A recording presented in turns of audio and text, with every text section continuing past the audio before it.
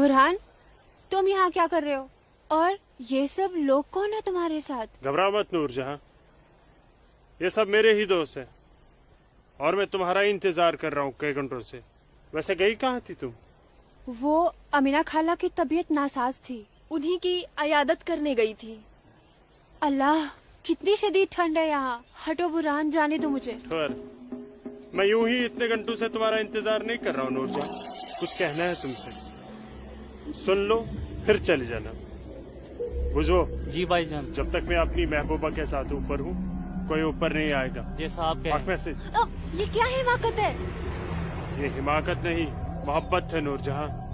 कितने सालों से तड़प तड़प के दूर से देखता रहा हूँ तुम्हें, बस अब सब्र नहीं होता। पक ये मोहब्बत नहीं, ये हवस है।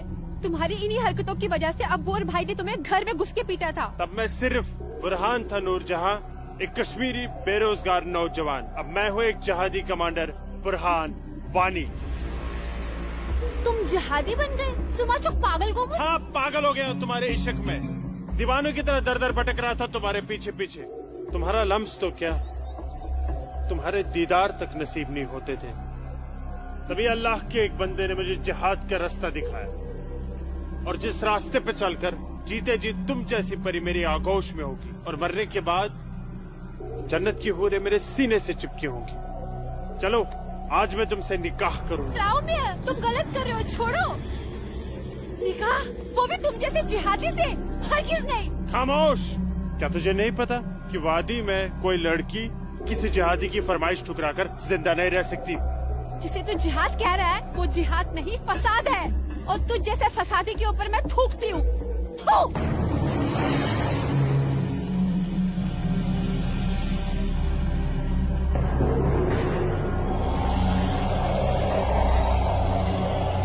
कि तूने मेरे मुंह पर नहीं, अपने सुनहरे मुस्तकबिल पर थूका है बदबख्त। अरे चाहता था मैं तुझे अपनी शरीक हयात बना रहा था, लेकिन अब तू मेरे बिस्तर की जीनत बनेगी। और मेरा जब तक दिल चाहेगा मैं तुझे अपनी रखेल बना के रखूंगा, और उसके बाद तू जिहादियों का मन बहलाने के काम आएगी। आज तरावत से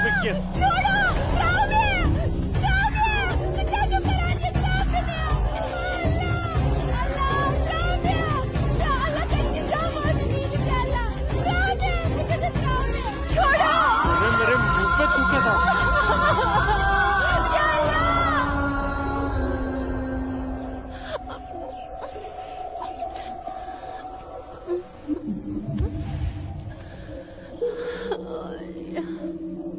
बुरहान, तूने मेरे साथ अच्छा नहीं किया। इसका अंजाम तू जरूर भुगतेगा।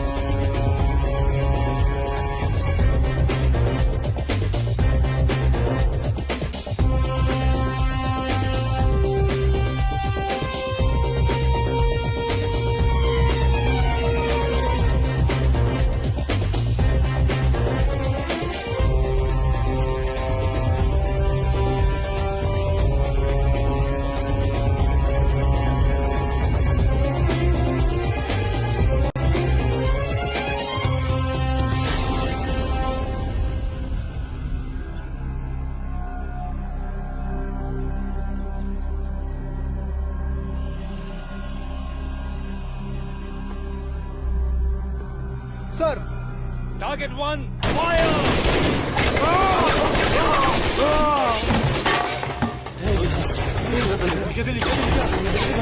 ये गोली की आवाज।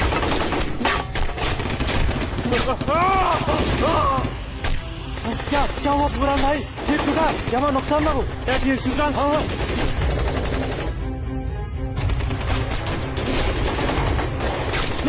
अल्लाह,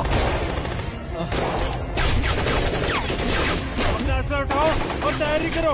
हाँ जी भाईजान। बंदूक दियो। चलो समझ गए। पकड़ो।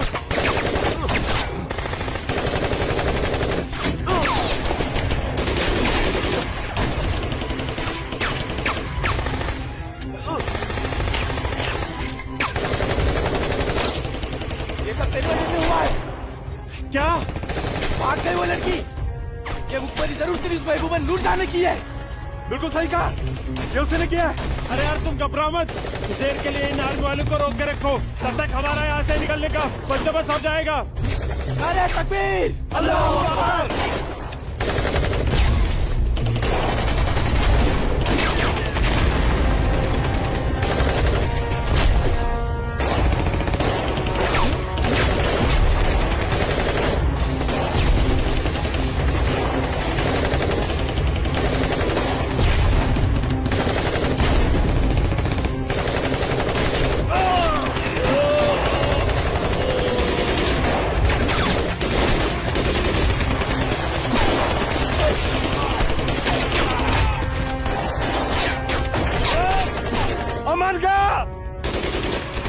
महल बुलाता हूँ, तुम मेरी जगह संभालो।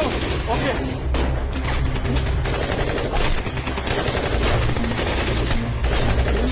अस्सलाम वालेकुम रहमतुल्लाह।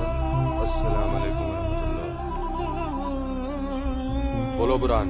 जनाब, आर्मी ने हमें चारों तरफ से घेर लिया और हमारा एक जहाज भी मारा गया है।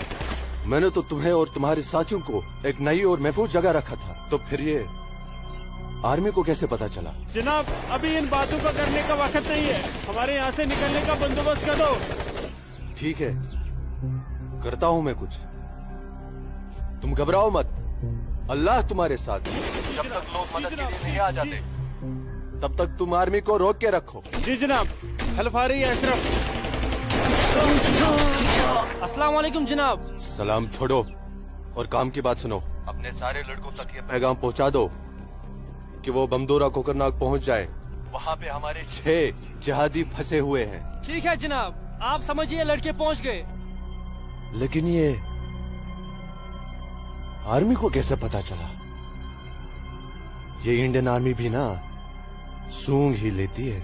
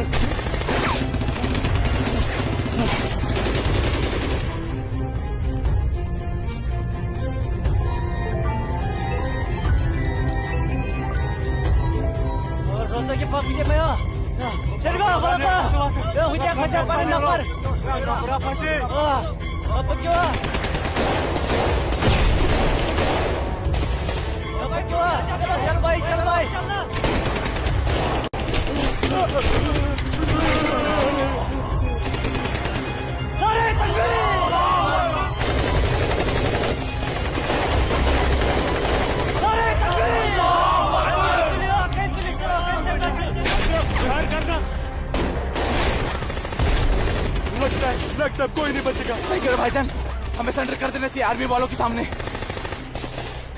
कैसे बेवकूफों जैसी बातें कर रहे हो? चुप रहो। अबे चुप! अरे वो वक्त नहीं है जब आर्मी वालों के सामने सरेंडर कर दिया करते थे और वो पकड़ कर जेल में डाल दिया करते थे। अब मोदी सरकार है, मोदी सरकार में सरेंडर करने जाएंगे तो हाथ उठाते ही फौजी यहाँ सीने में गोली मार देंगे। छोटे छोटे छोटे छोटे उसे चल ले अशरफ। हरामजादे, ये सब तेरी वजह से हुआ है। हारा, तूने हम सबको बेवकूफ बनाकर जिहादी बना दिया।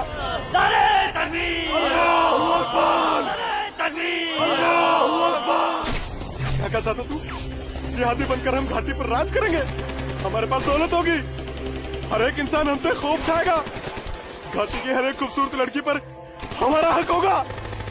अरे 3 महीने हुए हैं जिहादी बने हुए, और देख देख आज मौत हमारे सामने खड़ी है। हिम्मत मत हार अशरफ, हमारे लिए मदद आती ही होगी। पोजीशन ले तू। या खुदा, मैं क्यों इन लोगों की बातों में आ गया? अच्छा भला इंजीनियरिंग की पढ़ाई कर रहा था। हरामजादे, तूने हमें जिहादी बना दिया। या अल्लाह। देख अशरफ, मदद आ गई है। अशरफ देख।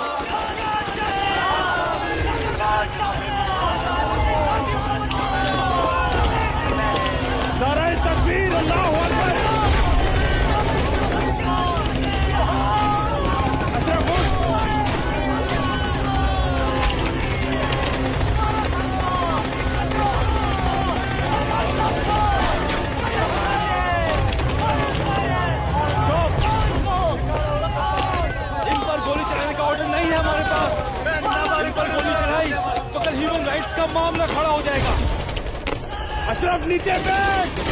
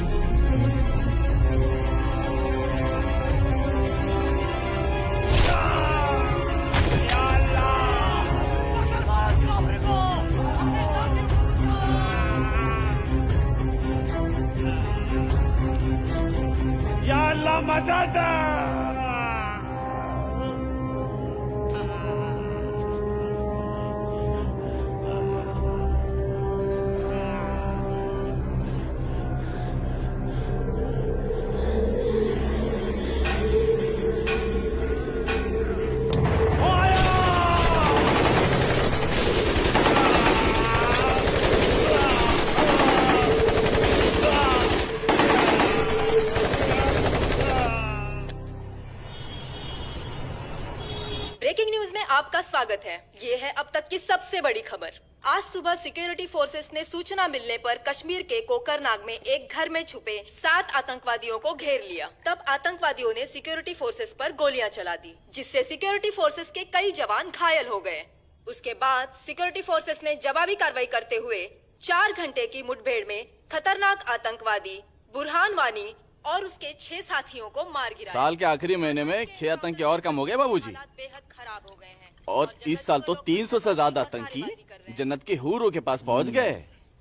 ये मोदी सरकार है, आतंकवाद का खात्मा करके ही दम लेगी। आर्मी वालों को खुली छूट दे रखी है। ठीक कह रहे बाबूजी आप। जो हो रहा है वो इस देश के लिए बिल्कुल सही हो रहा है। क्या सही हो रहा है? कितने पीएम आए, कितने पीएम गए, लेकिन हम कश्मीरी पंडितों की हालत वैसी की वैसी है, सुधरी नहीं। न हम अपने गांव जा पाए और न ही अपने पुश्तैनी घर। जाएंगे माँ, जरूर जाएंगे। मैं चलता हूँ माँ। नमस्ते। नमस्ते बाबूजी। चलो बेटा, चलो डिम्पी। दादाजी, हमारा पुश्तैनी गांव कहाँ पर है और हम क्यों नहीं जा पा रहे वहाँ पे? अरे बेटा, अभी तुम छोटे हो, जब बड़े हो जाओगे ना तुम्हें पता चल जाएगा। दादाजी, मैं बड़ा हो गया, प्लीज बताइए ना दादाजी, हमारा घर कहाँ पे है? बताता हूँ बेटा। बेटा, घाटी में अनंतनाग जिले में शेखपुरा नाम का एक गांव है।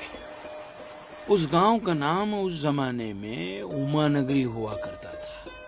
उसी गांव में हमारा पुश्तैनी घर है बेटा। नहीं नहीं, कश्मीर मेरा है, हमारा है। कश्मीर हमारा है, नहीं दूंगी। हाँ, कश्मीर मेरा है ना, नहीं दूंगी। ये झंडा हमारा है, नहीं, ये कश्मीर हमारा है। श्यामलाल काका, मैं नहीं दूंगी। ये पागल लाजो क्या दीनानाथ काका की कोई रिश्तेदार है? नहीं बेटा, ये हमारे कश्मीर के उस हिस्से की रहने वाली एक अभागन है, जो हिस्सा अब पाकिस्तान में है, जिसे पीओके कहते हैं। बहुत छोटी थी, विभाजन के वक्त बेहोशी की हालत में एलओसी के पास गांव वालों को मिली थी। इसे अपनी हवस का शिकार बनाया था पाकिस्तान के उन दरिंदों ने। उसी सदमे की वजह से इसकी हालत आज तक ठीक नहीं हुई। आज भी इसको ऐसे दौरे अक्सर पड़ते रहते हैं। लाजो, क्या हुआ क्या हुआ क्या हुआ क्या हुआ क्या हुआ लाजो? वो लोग मार डालेंगे। कोई नहीं मारे, कोई नहीं मारेगा तुझे। मैं हूँ ना, कोई नहीं मारेगा। मैंने शांत हो जा, शांत हो जा। कोई नहीं झंडा लेगा तेरा। भूख लगी है ना, भूख लगी, चलो चलो घर चलो, घर चलो, चलो घर चलो। भूख लगी, भूख लगी है ना, चलो चलो चलो चलो, घर चलो।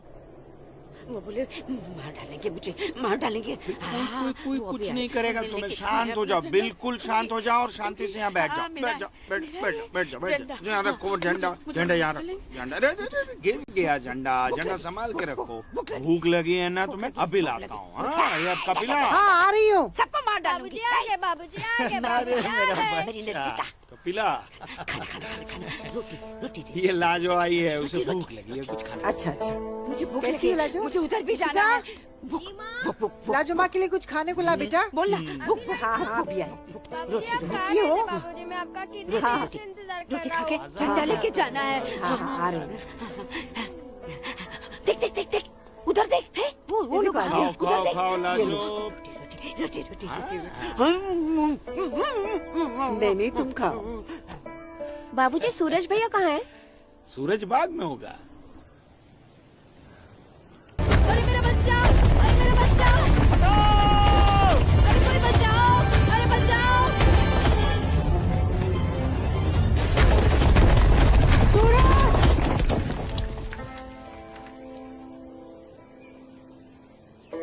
अरे मेरा बच्चा।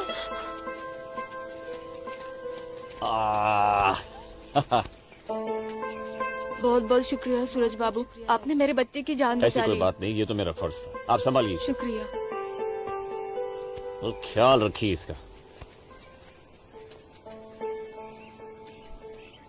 सूरज, तुम ठीक तो हो? तुम्हें कहीं लगी तो यहाँ नहीं? लगी। कहाँ? हाँ? यहाँ भी। क्या सूरज और तुमने? यहाँ तो बहुत जोर से लगी।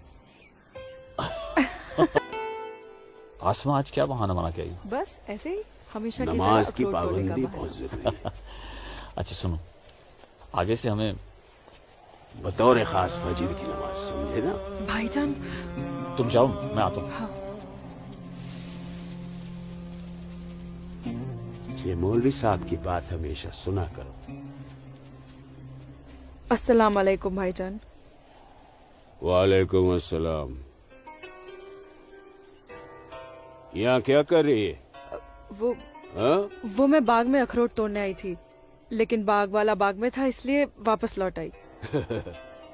फिक्र मत कर, बहुत जल्द ये बाग अपना होने वाला है। भाईजान, दिन में ही ख्वाब देखने लगे आप? तू इसे ख्वाब ही समझ, लेकिन ये ख्वाब बहुत जल्द पूरा होगा, तू देखना। अब चल, घर चल, अम्मी इंतजार कर रही होंगी। वापस जा बोलती हूँ। जा कश्मीर हमारा। जा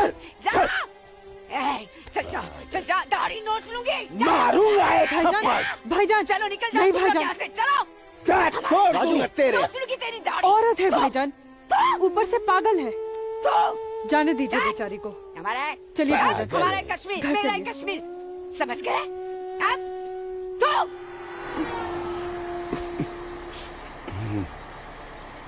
क्या करे बेटा, सब खत्म हो गया। ये भैरव के चुटकुले भी बड़े मजेदार हैं। अरे आइए आइए गिरधारी जी, आइए। नहीं नहीं रुक जाओ। आइए। नमस्कार। क्या बात है, तबीयत तो ठीक है ना? नमस्ते। आप अनंतनाग गए थे ना? जी हाँ, इतनी देर हो गई, क्या बात है? सुबह से कोर्ट के चक्कर काट रहा था दीनानाथ जी। बैठिए बैठिए बैठिए बैठिए चाचा, बैठिए। क्या हुआ फैसला? क्या होना था फैसला दीनानाथ जी, जो डर था वही हुआ। कोर्ट ने मेरी सारी जमीन उस मुस्तफा डार के नाम से कर दी, जो ठेके पर मेरा खेत जोतता था। कुछ नहीं बचा। अब ना तो वो जमीन हमारी रही चाचा जी, और न ही उस जमीन का मुआवजा हमें मिलेगा। क्या करें अब हम? क्या कहूँ, कुछ नहीं कर सकते बेटा। हम हिंदुओं के खिलाफ ये नाइंसाफी धारा 370 की ही देन है। कश्मीरी पंडितों को बर्बाद करने के लिए ही बनाई थी। अब आप ही बताइए दीनानाथ जी, हमारे बच्चों के भविष्य का क्या होगा? गिरधारी जी, संभालिए अपने आप को।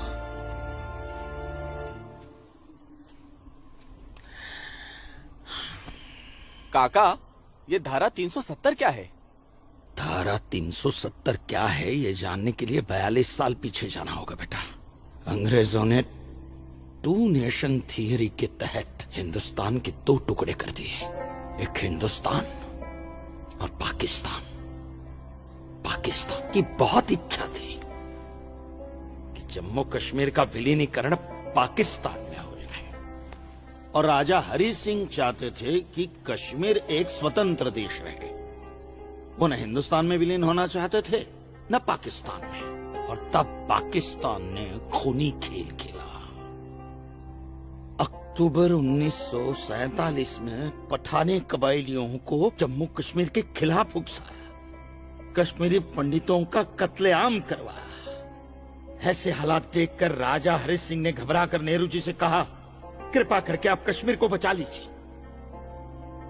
मैं ऐसे हालात में चाहता हूं कि कश्मीर का विलीनीकरण भारत में ही हो जाए, सेना भेजिए। लेकिन जब तक भारतीय सेना कश्मीर पहुंची बहुत देर हो चुकी थी।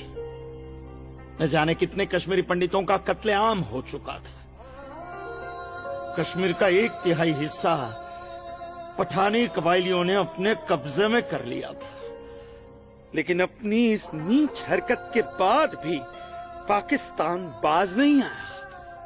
पठानी कबायलियों और भारतीय सेना के बीच युद्ध जारी रखा पाकिस्तान ने। संयुक्त राष्ट्र सुरक्षा परिषद के 3 सदस्य आयोग की रिपोर्ट पर 13 अगस्त 1948 को पठानी कबायलियों और भारतीय सेना के बीच युद्ध विराम घोषित हुआ, और ये तय किया गया कि कश्मीर समस्या का हल जनमत के आधार पर ही होगा। सितंबर 1951 में मताधिकार के बाद एक बार फिर जम्मू कश्मीर के भारत में विलय की पुष्टि की गई, मगर इसी दौरान शेख अब्दुल्ला ने अपने हाथों से धारा 370 का ड्राफ्ट तैयार किया और नेहरू जी को सौंपा।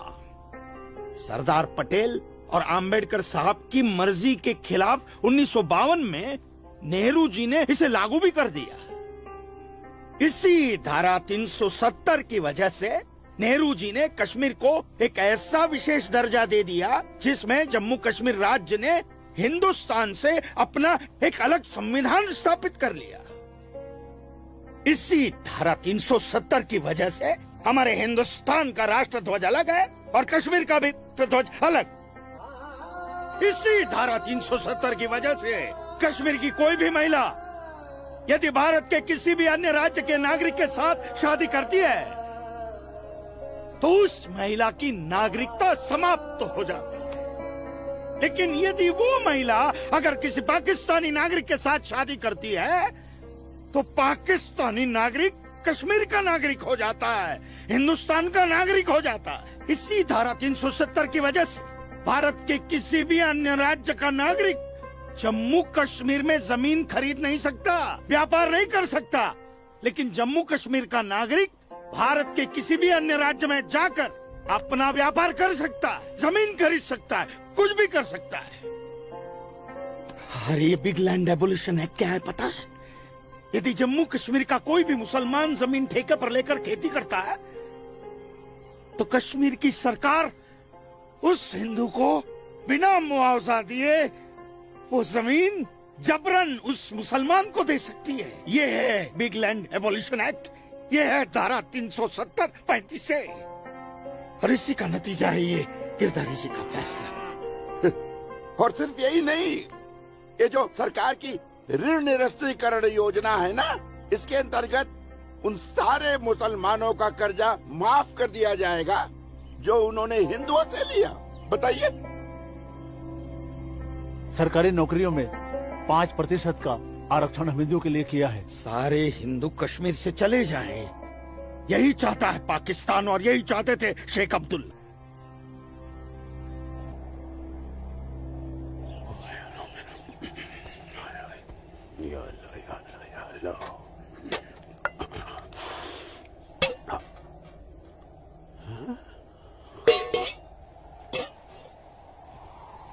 खाली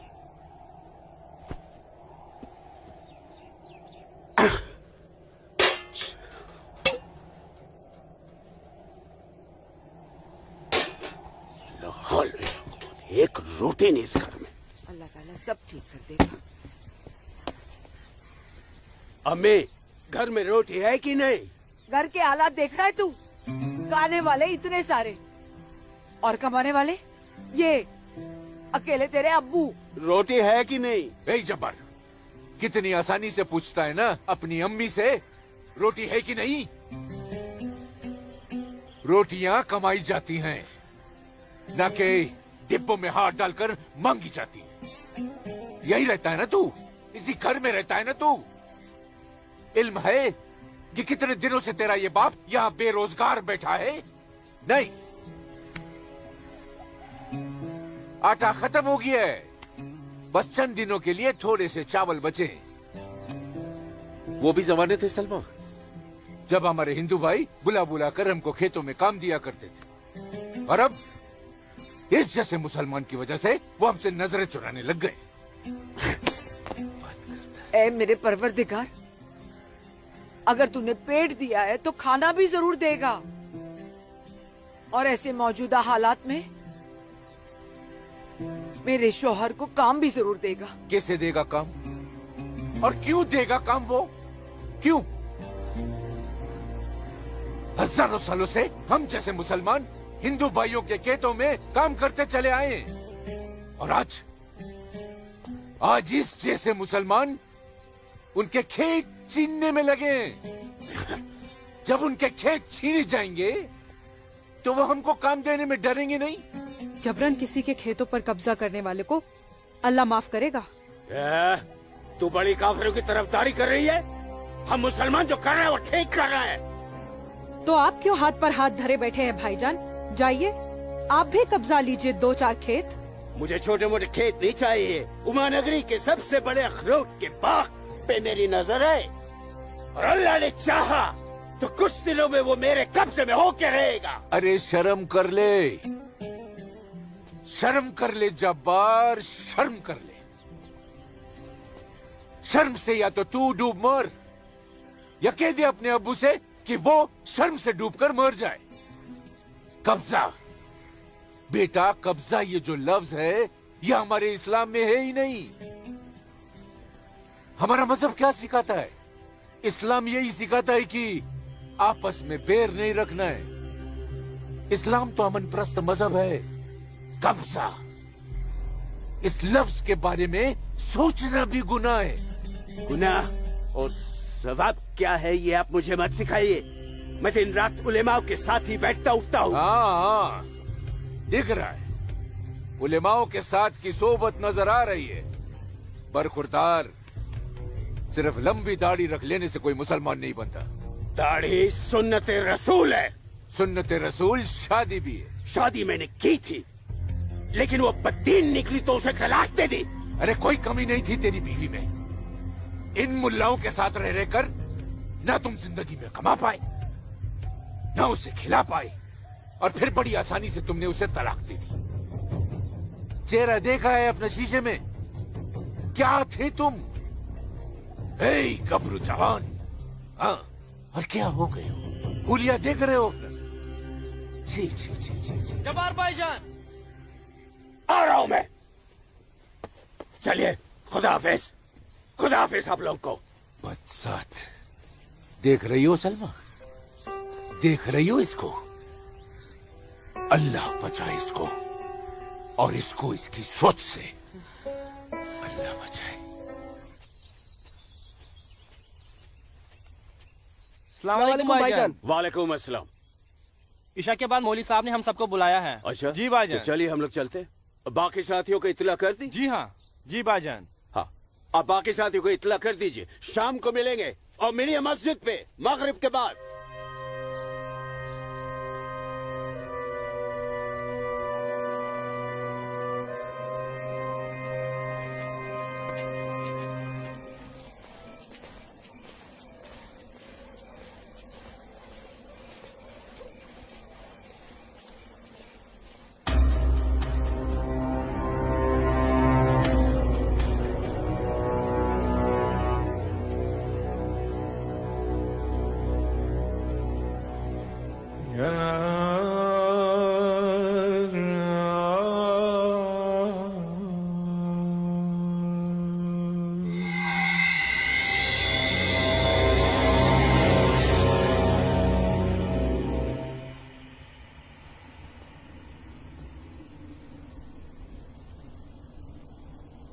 खुशामदीद बिरादरान इस्लाम। आप लोगों को जानकर खुशी होगी कि इस्लाम के सच्चे अलंबरदार पाकिस्तान के साबिक वजीरों की तरह मौजूदा वजीर आजम भी आपके इस खित्ते की आजादी के लिए दुआगो हैं और किसी भी किस्म की मदद के लिए भी तैयार है। हजरत,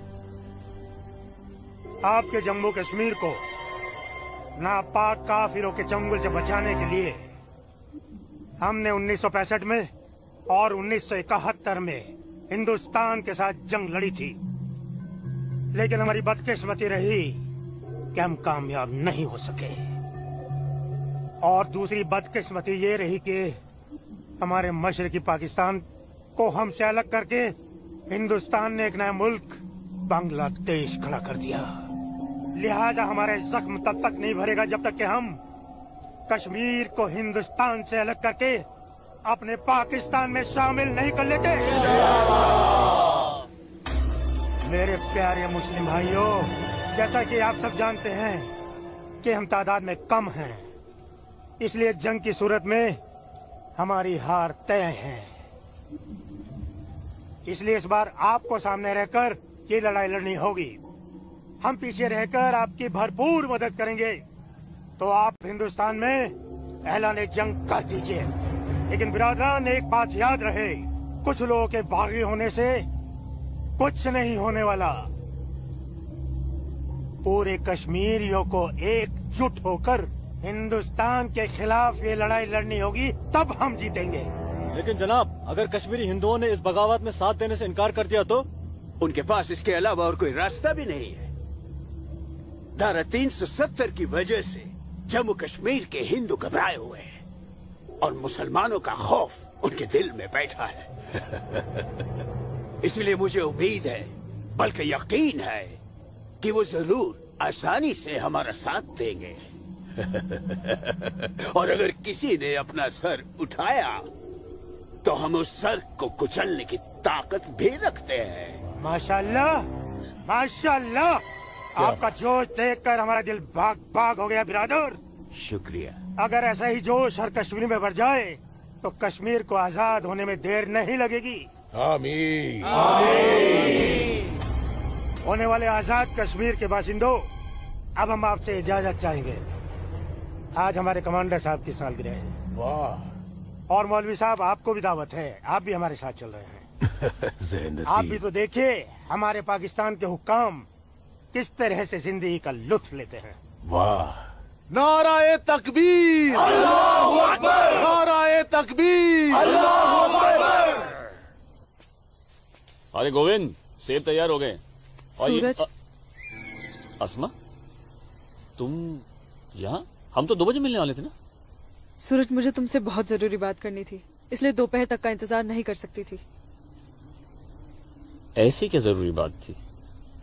सूरज, कल मैं भाईजान का पीछा करते हुए मस्जिद गई थी। वहाँ मैंने देखा कि मौलवी साहब और 2 पाकिस्तानी उमा नगरी के मुसलमान लड़कों को हिंदुस्तान के खिलाफ बगावत के लिए भड़का रहे हैं।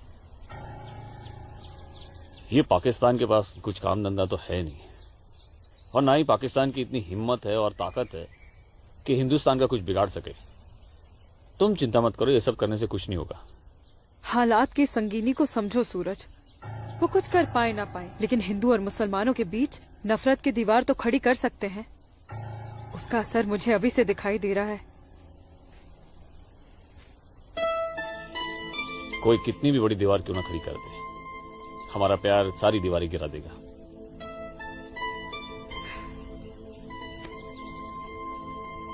मुझे बहुत डर लग रहा है सूरज। अगर ये सब सच हो गया और मैं तुमसे जुदा हो गई तो मैं जीते जी मर जाऊंगी। अस्मा, हमारा प्यार इतना कमजोर नहीं है, और अपने प्यार को इतना कमजोर मत समझो।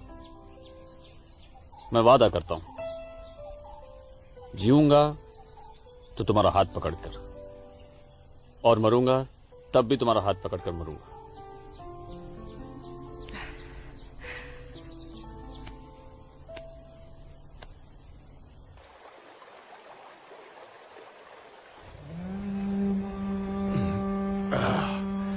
बिरादर, हमारा मेहमान नवाजी में कहीं कोई कमी तो नहीं रह गया है? नहीं, बिल्कुल नहीं जनाब। इतनी उम्दा शराब के साथ रक्कासा का वो थिरकता हुआ बदन, ओए होए, जिंदगी का मजा आ गया। अरे आप बदबख्त, हमारे मेहमान का जाम बनाओ। माफ कीजिएगा जनाब, इस्लाम में शराब हराम है। ओ हाँ, हराम। और सुअर? लाहौल विला कुवत जनाब, वो भी तो हराम है। तो ये समझ लीजिए मौलवी साहब कि हम आधे मुसलमान हैं, शराब पीते हैं, सुअर नहीं खाते।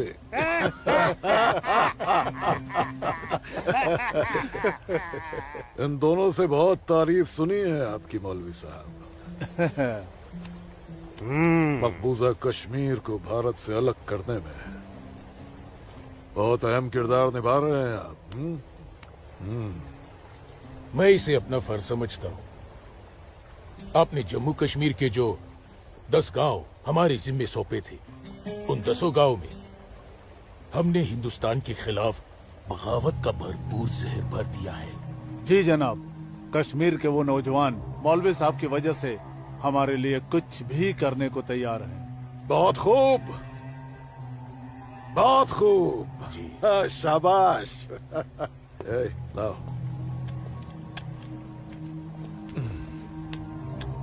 हमारे सियासतदानों का मानना है कि अगर जम्मू कश्मीर के जवान लड़के कश्मीर की आजादी के लिए इंडिया से बगावत कर लें तो हिंदुस्तान की फौज उनकी बगावत को कुचलने के लिए जरूर आएगी। और ऐसे वक्त में अगर उनके पास ऐसे हथियार होंगे तो बगावत का रंग ही कुछ और आएगा। बिल्कुल ठीक फरमाया आपने जनाब, लेकिन हमें अपने मकसद में कामयाब होने के लिए बहुत सारे पैसे की भी जरूरत पड़ेगी। हाँ हाँ, आपकी उस ख्वाहिश का ख्याल भी रखा गया है।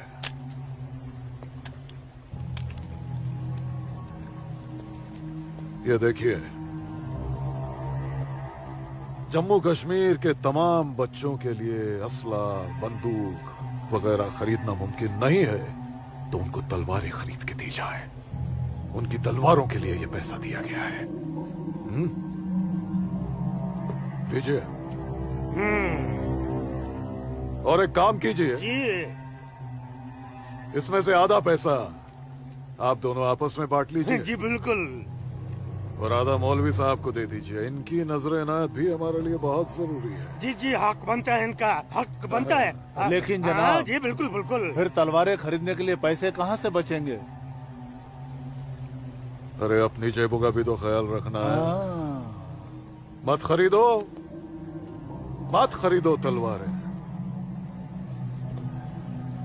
इन बदबख्त कश्मीरियों की आजादी के लिए हम ही सब कुछ करें, वो अपनी कौम और अपने मुल्क के लिए 2 तलवारें तक नहीं खरीद सकते। ये कैसी बगावत है, लानत है। अरे सुन सुन, रुक जा रुक जा, रुक जा। मदरसे में अच्छी तरह पढ़ाई करना। अम्मी, मदरसे के साथ साथ इन्हें स्कूल भी भेजा करो। कभी जिंदगी में कुछ करना चाहेंगे तो स्कूल की पढ़ाई काम में आएगी। नहीं अम्मी, हम स्कूल में नहीं पढ़ने जाएंगे अम्मी। क्यों बेटा? हाफिज जी कहते हैं जहाँ काफिरों के बच्चे पढ़ते हैं वहाँ मत पढ़ा करो। सुना आपने अम्मी? छोटे छोटे बच्चों के जहन में कैसी नफरत भर रहे हैं ये लोग। ऐसे मदरसों में पढ़कर आखिर इनका मुस्तकबिल क्या होगा? नमस्ते कुल साहब। नमस्ते इस्लामुद्दीन, कैसे हो? ठीक हूँ दीनानाथ जी। बैठो। जी शुक्रिया। अरे ऊपर बैठो, जी, नीचे क्यों जी। बैठ रहे हो? जैसे आप कहें। बैठो। अरे वो इस्लामुद्दीन है, तुम डरो मत। इस्लामुद्दीन ये खराब आदमी कुछ है। नहीं करेगी ये वो। अच्छा आदमी हाँ, नहीं। बैठो। कपिला, ला जाओ, ऐसे नहीं करते। ये अच्छा आदमी नहीं, दाढ़ी वाला, दाढ़ी वाला। ले जाओ। ये अच्छा आदमी नहीं। लाजो क्या कर रही है? नहीं, चुप। लाजो क्या ये कर रही खुदा है? यार। अरे ये वो उसे- नहीं है ये अच्छा जो तू आदमी समझ नहीं रही है। है। मैं कहती चल हूँ उसको मेरे निकालो साथ। इधर डरो से। मत। निकालो। कुछ नहीं करेंगे। नोच डालो साले की दाढ़ी, नोच डालो। उसकी बात का बुरा मत मानना इस्लामुद्दीन। तुम जानते हो वो दाढ़ी देखकर अपना आपा खो बैठती है। जानता हूँ जनाब, बहुत जुल्म हुआ है बेचारी के साथ। कहो क्या काम था? बस मालिक, वो आपके अखरोट की फसल की बात करने आया हूँ। इस साल कितना दाम दोगे? मैं क्या बताऊं, पिछले साल 4 लाख दिए थे। हाँ, इस बार 50,000 और बढ़ा दीजिए। 50,000? नहीं बाबूजी, इस बार 7 लाख रुपए से 1 रुपया कम नहीं लेंगे हम। 7 लाख तो बहुत ज्यादा होते हैं सूरज बाबू। मैं क्या पूरा गांव नहीं दे पाएगा? ना दे, मैं अपनी फसल खुद जम्मू की मंडी में लेकर जाऊंगा। वहां मुझे इसके दुगने दाम मिलेंगे। ठीक है, तो फिर मैं सोच के बताता हूँ। चलता हूँ जनाब। 7 लाख चाहिए इन्हें। बाबूजी, अगर ये 6.5 लाख रुपया दे तो ही हाँ करिएगा, नहीं तो मैं तो जम्मू जा ही रहा हूँ। ठीक है।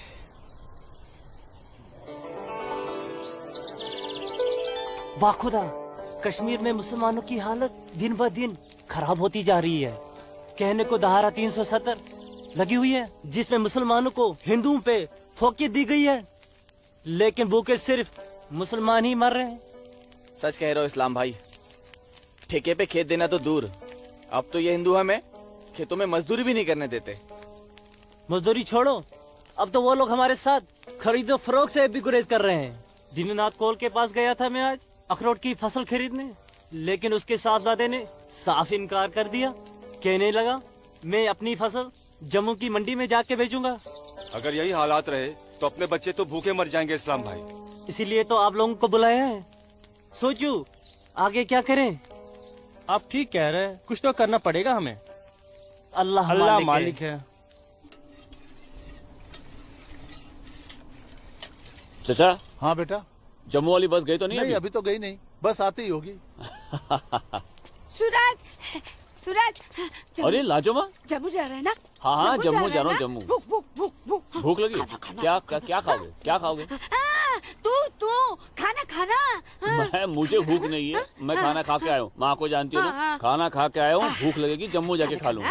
हाँ लाजोमा, जल्दी घर जा, माँ बाबूजी इंतजार कर रहे। खाना हाँ खाना खा लूंगा। Okay bye. खाना।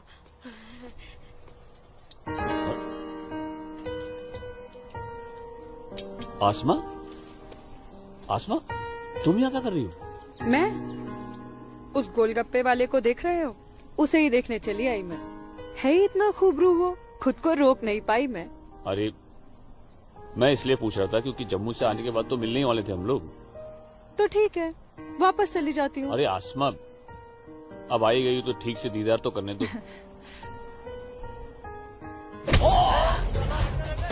सूरज, या अल्लाह, छोड़ो मेरे मैं सूरज को मत मारो। छोड़ो मत मारो।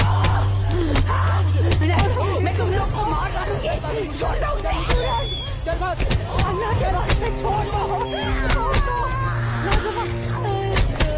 लाजुमा,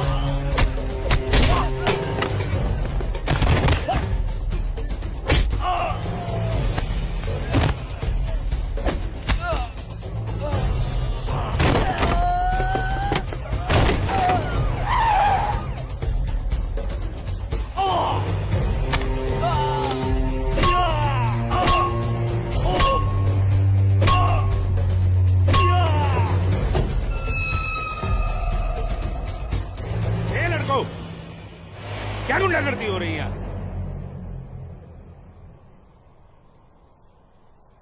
अब्दुल्ला खान के इलाके में सरेराह दंगा फसाद। इस मुल्क में कोई कायदा कानून है कि नहीं? कमबख्तों ने सड़क को जंग का मैदान बना रखा है। सूरज, हवलदार खड़े क्या हो? डालो सबको गाड़ी में। सूरज, इन्होंने जी को बताना पड़ेगा। देखो कैसे डर रहा है। अरे इस्लामुद्दीन, मैंने कहा ना तुमसे, लाजो घर पर नहीं है, क्यों डर रहे हो? जी जनाब, तो मैं 5.5 लाख में फसल अपनी समझूं? अब तुम्हें कैसे समझाऊं इस्लामुद्दीन, मैंने कहा ना तुम्हें, सूरज अब बड़ा हो गया है, हा? फसल उसकी है, फसल को बेचने का हक भी उसी को है।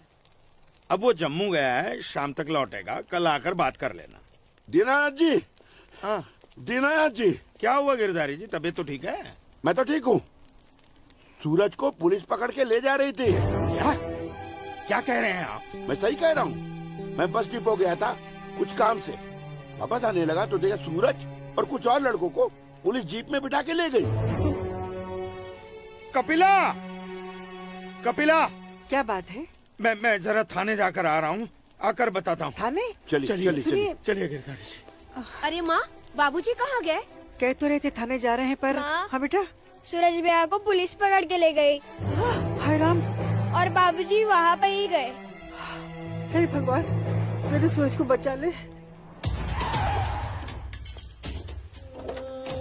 अस्सलाम वालेकुम भाईजान। वालेकुम सलाम। अब बताओ बे लफंगो, सरेरा क्यों मारपीट कर रहे थे तुम लोग? बोलो। जनाब हमने कहा मारपीट की, पीट तो यही रहा था हम सबको। देखिए जनाब हमारी क्या हालत कर दी।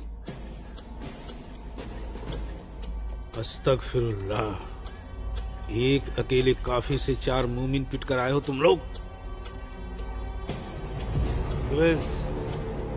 हीरो समझता है अपने आप को, गुंडागर्दी करता है सरेआम। क्या खाता बे?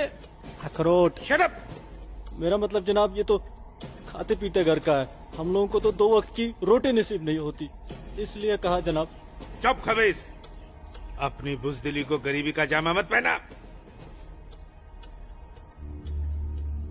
बहुत शौक है गुंडागर्दी करने का। शुरुआत इन लोगों की तरफ से हुई थी। ये झूठ बोल रहा है जनाब। मैं सच कह रहा हूं जनाब, वो तो इन लोगों ने पीछे से वार किया है मुझ पर। सामने से आते तो यहाँ खड़े रहने के लायक नहीं रहते। इंस्पेक्टर अब्दुल खान नाम है हमारा, हाकिम इलाका है हम, सच और झूठ बाखूबी समझते हैं। कोई सबूत है तुम्हारे पास? कोई गवाह है? मेरे पास है, मेरे पास है, मैं बताती हूँ।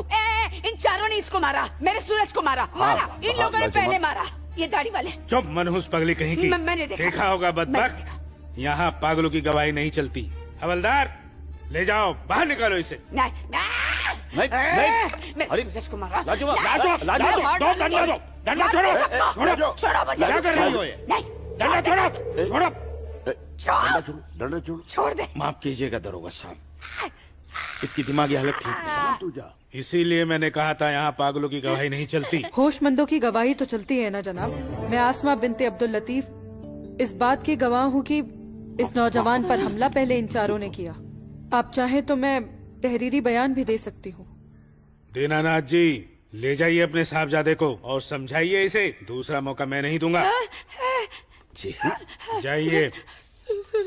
सूरज को मारा। कौन थी ये मोहतरमा? कहीं और देखो तो ना नहीं कितनी बेरहमी से मारा है मेरे बच्चे को। देखो ना कैसे जख्मी कर दिया है। जोर से लगा। मैं लगा लिया, चुप हो जा, बैठ जा। ठीक हूँ, ठीक हूँ, ठीक हूँ, मैं ठीक हूँ। यहाँ पे लगा। ठीक हूँ। हाँ माँ,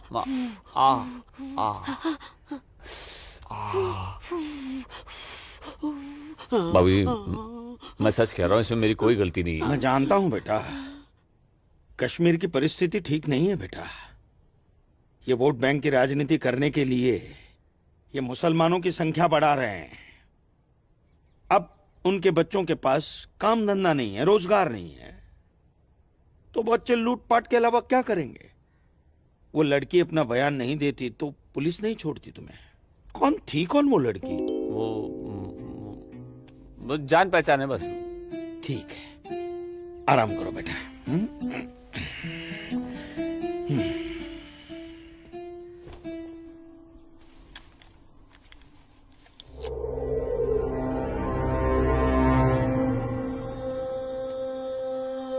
जनाब आदाब। अब्दुल जब्बार, कैसे हो मियाँ? ठीक हो जनाब। ये दाढ़ी, ये टोपी, ये इस्लामी लिबास, माशाअल्लाह खूब जस्ते हो तुम। शुक्रिया जनाब। यकीन नहीं आता कि वो मुझो लड़की तुम्हारी सगी बहन है। जनाब आप किसके बारे में बात कर रहे हैं? मैं कुछ समझा नहीं। मैं आसमा की बात कर रहा हूँ, तुम्हारी बहन आसमा की। कल उसकी गवाही की बदौलत 4 मुसलमान भाइयों को बड़ी बेरहमी से पीटने वाले एक काफिर को मुझे रिहा करना पड़ा। क्या नाम था उसका? सूरज कौल। मुझे इल्म नहीं, कोई इल्म नहीं इसके बारे में। वो कल थाना आई थी उस काफिर के लिए गवाही देने। जनाब, मैं अभी जाकर समझाता हूँ उसे। तहम्मल जब्बार मियाँ, तहम्मल। ये मसला गुस्से से नहीं, अक्ल से सुलझेगा। मौलवी साहब तो तुम्हारी पहचान वाले हैं ना? जी। वो इस्लाम का हवाला देकर समझाएंगे उसे, मुमकिन है समझ जाए। जी बेशक, इजाजत दीजिए। अल्लाह हाफ़िज़।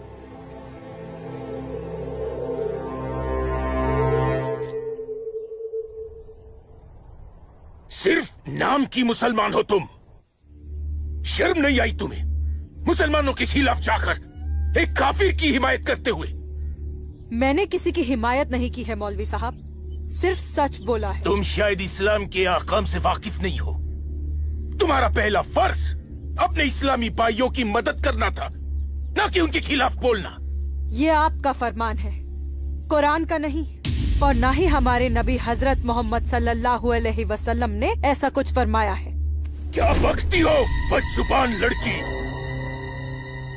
बकती नहीं हूँ, हदीस बयान करती हूँ। आप तो आलिम हैं, जरूर पढ़ा होगा आपने कि जब एक बार एक यहूदी और मुसलमान का मामला आप सल्लल्लाहु अलैहि वसल्लम के सामने पेश किया गया तो उन्होंने फैसला यहूदी के हक में दिया, क्योंकि गलती मुसलमान की थी।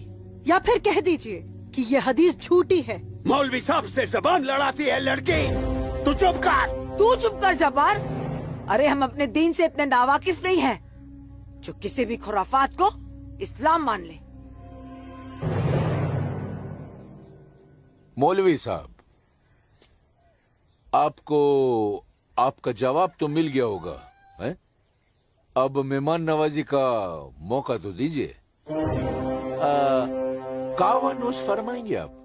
वो क्या है कि हमारी ये जो बड़ी बेटी है ना, कमाल का कावा बनाती है, पी लीजिए। आप पिएंगे? आज की लड़की हमें हदीस सिखाएगी।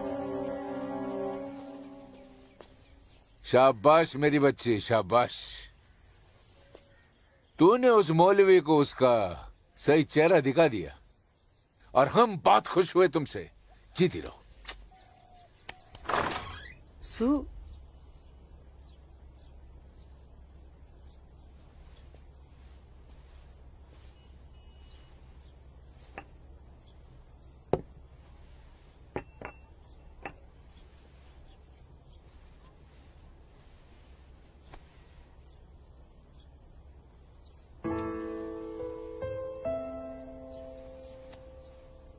सूरज, माँ कब आई आप? मैं तो अभी आई बेटा। कैसा है? आपका बेटा हूँ माँ, ये मामूली चोट से मुझे क्या होगा? मैं जानती हूँ मेरा बेटा हिम्मत वाला है।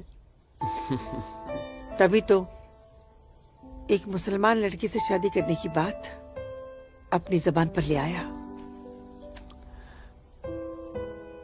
माँ, हिंदू मुसलमान तो हम खुद बने हैं, भगवान ने तो हमें इंसान बनाया है। आसमा बहुत अच्छी लड़की है माँ, और वो मुझसे बहुत प्यार करती है। और तुम? मैं भी, अपनी जान से भी ज्यादा। हे भगवान, ये तुमने क्या कर दिया सूरज? मैंने कुछ नहीं किया माँ, ये तो बस हो गया। पता ही नहीं चला कि हम दोनों कब इतने करीब आ गए। माँ, मैं आसमा से शादी का वादा कर चुका हूं। अगर मैंने अपना वादा पूरा नहीं किया तो टूट जाएगी और मैं भी जिंदा नहीं रह पाऊंगा। भगवान ना करे, कैसी बातें कर रहा है तू? तू उसे बहुत प्यार करता है ना? ठीक है, मैं भी तेरे साथ हूँ। लेकिन समाज क्या कहेगा बेटा? माँ, मुझे समाज की कोई परवाह नहीं है, मुझे अपने परिवार की परवाह है। मेरी बहन आसमा को अपनी भाभी मान चुकी है, मेरी माँ मेरे साथ है, और मैं जानता हूं कि मेरी माँ बाबूजी को मना ही लेंगी। बहुत बदमाश है तू। ठीक है, मैं बाबूजी को मना लूंगी, लेकिन थोड़ा सा वक्त लगेगा।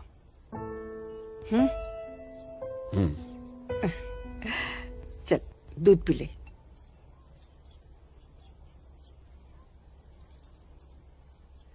उफ, सुबह से 10 बार गले लग चुकी है। मैं जानती हूँ कुछ कहना चाहती है। क्या है?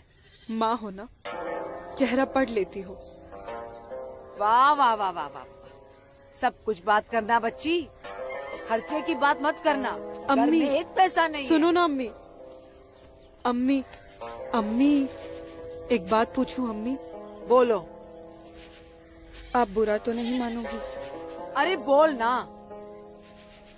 अम्मी, क्या एक मुसलमान लड़की एक हिंदू लड़के से मोहब्बत कर सकती है? कर सकती है, कर सकती नहीं मेरी बच्ची, कर चुकी है। वरना उस लड़के के हक में बोलने की हिम्मत नहीं रखती। अम्मी, सब कुछ जानते हुए भी आपने मुझे कुछ नहीं कहा। तेरी माँ हूं ना, अपनी बच्ची की खुशी चाहती हूँ। अम्मी, अम्मी, सूरज मुझसे शादी करना चाहता है। आपको कोई एतराज तो नहीं?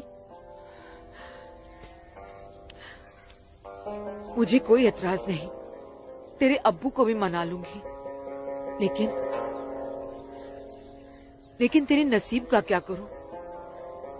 तूने एक मुसलमान के घर में जन्म लिया है और ये कौम के ठेकेदार तुम दोनों को जीने नहीं देंगे। तुम दोनों को मार देंगे बच्ची, मार देंगे। लेकिन अम्मी, हम एक दूसरे के बिना जी भी तो नहीं सकते। तुम दोनों एक दूसरे के साथ रहना चाहते हो ना, तो तुम दोनों यहाँ से बहुत दूर चले जाओ, जहाँ लोग तुम्हें हिंदू मुसलमान नहीं, सिर्फ इंसान समझे। भाग जा मेरी बच्ची, भाग जा। मेरी बच्ची भाग जा।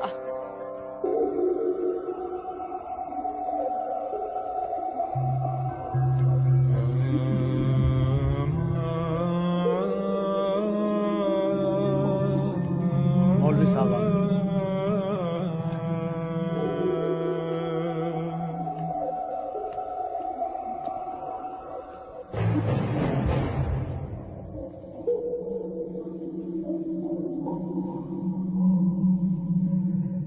हजरात, वो वक्त आ चुका है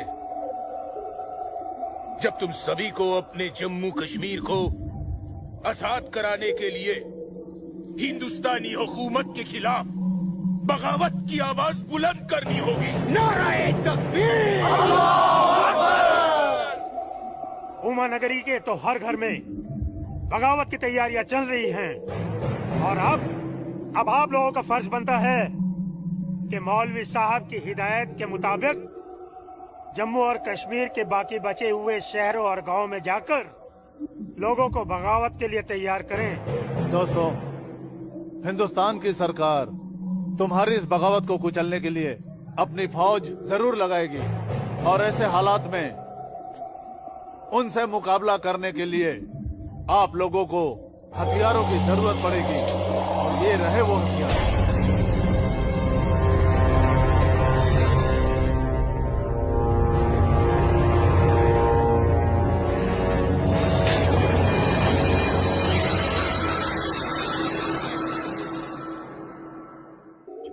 तुम्हारी इस बगावत को कुचलने के लिए अपनी फौज जरूर लगाएगी और ऐसे हालात में उनसे मुकाबला करने के लिए आप लोगों को हथियारों की जरूरत पड़ेगी।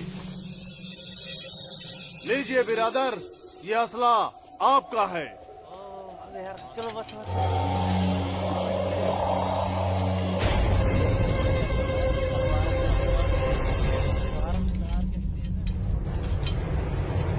सुनो मेरे बच्चों, इन असलों को एहतियात के साथ अपने पास छुपा के रखना।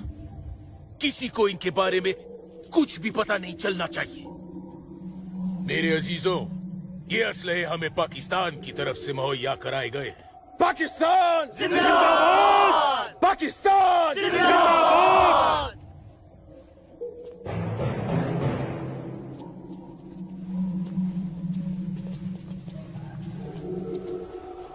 चलो। से हमें क्या देख रहे हो बिरादर?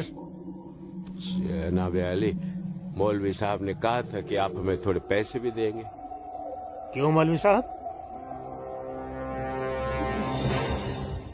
जनाब, यहाँ के मौजूदा हालात की वजह से लोग दाने दाने के लिए मोहताज हो गए, इसलिए मैंने इससे कहा था कि मैं इसे थोड़े पैसे दिलवाऊंगा।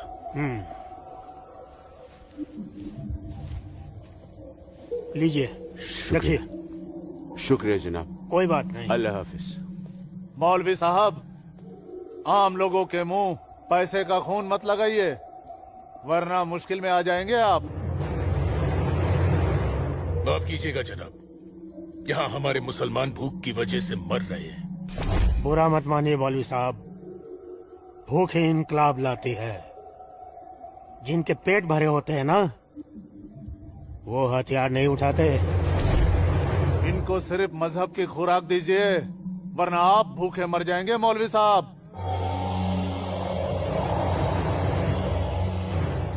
अम्मी जान, अम्मी जान। जब्बार, अम्मी जान, जब्बार, अम्मी जान, ये कुछ पैसे हैं, आप रख लीजिए।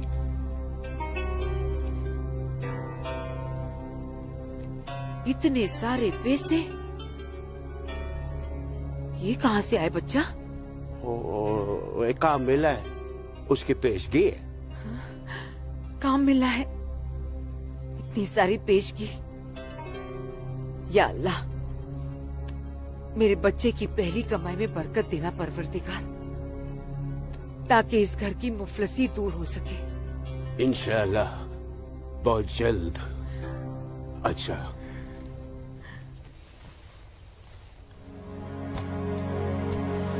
बच्चा, आसमा का है, घर पे दिख नहीं रही। तेरे अब्बू के साथ गई है, बस आती होगी। अम्मी जान, अब उसकी उम्र हो गई है, जरा उसके आने जाने पे थोड़ी निगरानी रखिए आप। अरे वाह, घर में पहली कमाई लाते ही बहन पे पाबंदी शुरू कर दी है तूने तो। नहीं, ऐसी बात नहीं है, लेकिन चलिए, रात बहुत हो गई, मैं भी आराम कर लेता हूँ, आप भी आराम फरमा लीजिए। चलिए, अल्लाह हाफिज।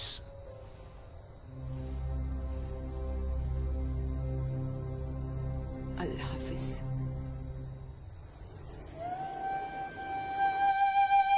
जितनी अजीब हमारी मोहब्बत है, उतनी अजीब हमारी माएं हैं। समझ में नहीं आता है कि क्या करूं। मेरी माँ ने कहा है कि थोड़ा इंतजार करूं, और तुम्हारी माँ ने तो हमें यहां से भाग जाने के लिए हरी झंडी दे दी। अब अपनी माँ की बात मानकर इंतजार करूं, या तुम्हारी माँ की बात मानकर तुम्हारे साथ यहाँ से कहीं दूर चला जाऊं। जब माओ की दुआएं साथ में हैं, तो जल्दी किस बात की, थोड़ा इंतजार करते हैं। अब ये इंतजार ही तो नहीं होता ना आसमा।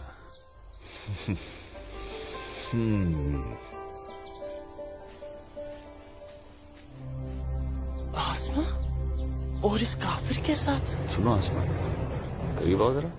अनवर, हमारे पास वक्त बहुत कम है और मकसद बहुत बड़ा। जी हाँ भाईजान। हाँ जब्बार भाईजान। अरे भाई, भागते क्यों आ रहे तुम? ये रुके आप लोग, मौलवी साहब आ रहे पीछे पीछे। परसों जुम्मे की नमाज के बाद हम पंडितों की बस्ती में चलेंगे और उन्हें हिंदुस्तान की सरकार के खिलाफ बगावत करने के लिए समझाएंगे। लेकिन भाईजान, अगर वो नहीं माने तो? नहीं माने तो मौलवी साहब उन्हें समझाएंगे। अगले जुम्मे की नमाज बगावत तय है। मेरा यकीन करो, हिंदू लोग मानेंगे, जरूर मानेंगे। आदाब आदाब आदाब।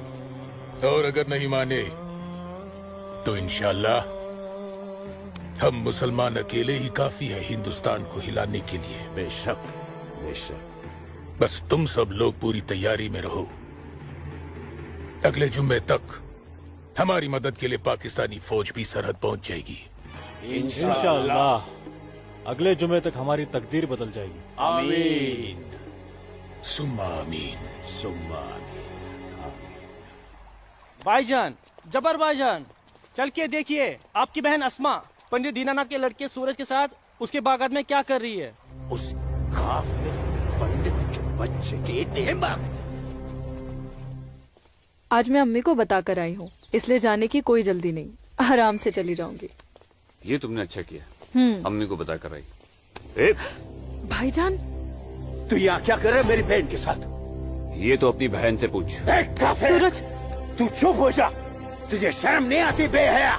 काफिर के साथ इश्क लड़ाती है। इसी के साथ मुझे अपनी सारी जिंदगी बितानी है। चुप कर लड़के। जब्बार। भाईजान, अम्मी की रजामंदी से मैं इसके साथ हूँ, समझे आप? क्या? चलो सूरज, सूरज चलो यहाँ से, चलो। अम्मी की रजामंदी, अम्मी की रजामंदी, क्या अगर ये सच है? अकल से काम लो जब्बार। तो छोड़, मैं आसमा और अम्मी दोनों को। थोड़ा सा सोचो जब्बार, पंडित के लड़के से तुम्हारी बहन की दोस्ती हमारी बगावत में फायदा पहुंचा सकती है। मुझे फायदा वेदा नहीं देखना। मेरी बहन काफिर के साथ इश्क लड़ा रही है, मुझसे गवारा नहीं होता। तुम्हारी बहन ही नहीं, वो हमारी भी बहन है। बस कुछ दिन इंतजार करो, फिर वो काफिर का बच्चा होगा और हमारी तलवारें होगी।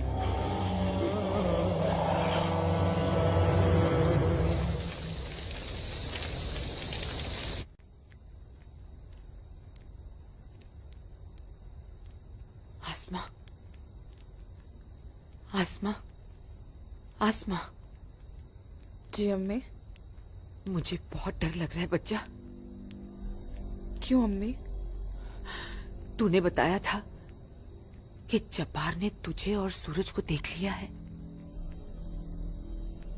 लेकिन घर आने के बाद उसने कुछ ऐसा महसूस नहीं होने दिया।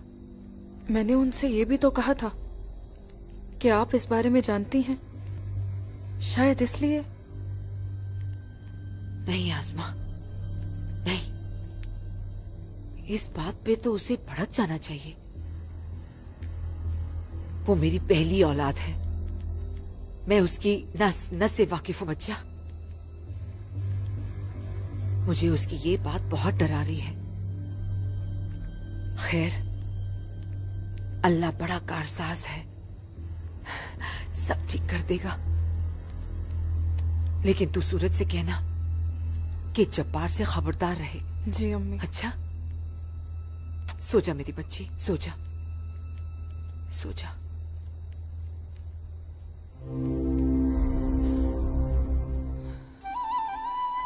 अरे पी लेना, थोड़ी सी दवाई बची है, जल्दी से। चलो अच्छा बच्चा पी ले। क्या करते हो बेटा तुम भी ना? आज मैं सूरज भाई के साथ ही बाग में जाऊंगा, बाबूजी के साथ नहीं जाऊंगा। बाबूजी के साथ क्यों नहीं जाएगा तू? बाबूजी तो बाग में घूमते ही रहते हैं, फिर पेड़ के नीचे बैठ ही जाते हैं, मेरे साथ खेलते भी नहीं। ठीक है, तू आज सूरज भैया के साथ चले जाना, ठीक है? तुझे खेलने के लिए बाग में ही क्यों जाना है?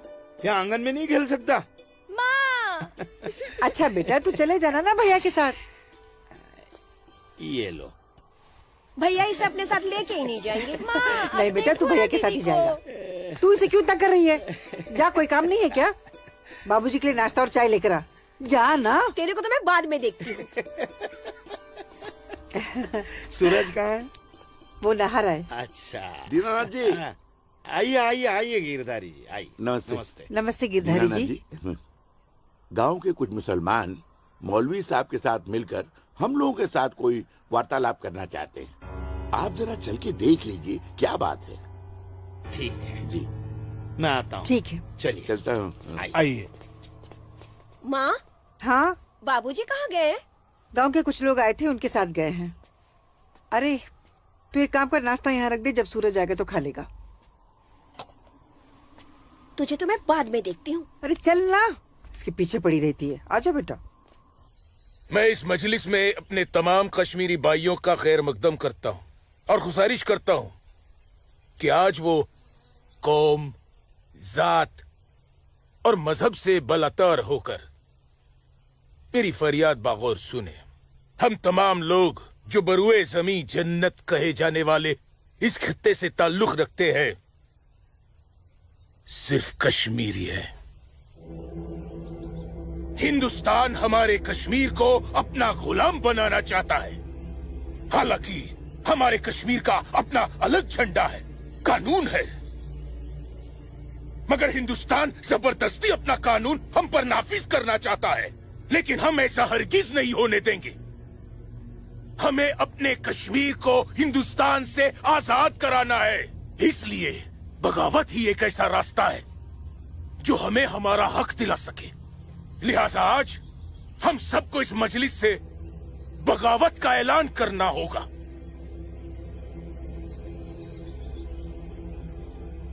बोलिए मेरे भाइयों, आप लोगों का क्या ख्याल है? हम आपके साथ हैं मौलवी साहब, हम आपके साथ हैं मौलवी साहब, इंशाअल्लाह। माफ कीजिएगा मौलवी साहब, इस बगावत में हम आपके साथ नहीं है। क्यों दीनानाथ जी? बिल्कुल ठीक कह रहे हैं आप गिरधारी जी। मौलवी साहब, कश्मीर हिंदुस्तान से कभी अलग नहीं था। कश्मीर हिंदुस्तान का ही था, हिंदुस्तान का ही है और हिंदुस्तान का ही रहेगा। और एक बात सुन लीजिए, हम लोग खून खराबे और बगावत के हक में बिल्कुल नहीं है। और हिंदुस्तान के साथ रहने में ही हमारी भलाई है। बिल्कुल सही। हिंदुस्तान एक तरक्की पसंद मुल्क है और हम इस मुल्क के साथ रहकर तरक्की करना चाहेंगे। और अगर ऐसा हमने नहीं किया तो चीन, पाकिस्तान हमें जीने नहीं देंगे। समझ रहे हैं आप लोग? अब्बू अब्दुल लतीफ, हम यहाँ हिंदुओं को समझाने आए हैं, मुसलमानों को नहीं। मेरे हिंदू भाइयों, मेरी बात गौर से सुनिए। अगर हम हिंदुस्तान से अलग होते हैं, एक अलग मुल्क बनाते हैं, तो पाकिस्तान हमारी भरपूर मदद करेगा। वो पाकिस्तान जो अपनी आवाम का पेट नहीं भर पा रहा है, वो हमारी मदद करेगा, हमारे काम आएगा। और चीन तो वो अजगर है जो हिंदुस्तान से कश्मीर के अलग होते ही पूरे कश्मीर को साबुत निकल जाएगा। हम कभी हिंदुस्तान से अलग नहीं हो सकते, क्योंकि कश्मीर हिंदुस्तान का अहम हिस्सा है। कश्मीर को हिंदुस्तान का हिस्सा होने का क्या हक है? क्या फायदा क्या? आप सब एक बात कान खोल कर सुन लीजिए। अगर आपने हमारी मदद की तो ठीक है, वरना हम आपकी मदद के मोहताज नहीं है। बड़े हिमायती बनते हैं हिंदुस्तान के, लेकिन बहुत जल्द हम अपने कश्मीर को हिंदुस्तान के चंगुल से छुड़ा लेंगे, इंशाअल्लाह। बकवास बंद कर जब्बार। 1 मिनट, कश्मीर तुम्हारा नहीं है, कश्मीर हम पंडितों का है। कभी था, अब कश्मीर हमारा है। ऐसा ख्वाब भी मत देखिएगा। ख्वाब तो हम देख चुके बरखुरदार। अब बहुत जल्द उस ख्वाब की ताबीर को सच होता हुआ देखेंगे। वो दिन कभी नहीं आएगा। तू रोकेगा हमें? हाँ, मैं रोकूंगा। हाँ, मैं रोकूंगा। आजा, चल, छोड़।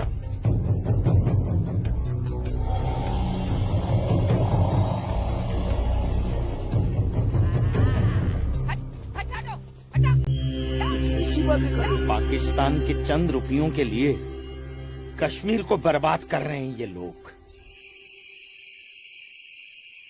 हम यहाँ तुम दोनों की जानिब से खुशखबरी की उम्मीद लगाए बैठे हैं, और तुम दोनों हमें ये मनूस खबर दे रहे हो कि हम पूरी तरह नाकाम हो गए। जी जनाब, कश्मीरी पंडितों ने हमारा बिल्कुल भी साथ नहीं दिया है, बल्कि हिंदुस्तान की हुकूमत तक हमारे प्लान की खबर तक पहुंचा दी गई है, जिसकी वजह से ये सब हुआ है। ला हौल वला कुव्वत।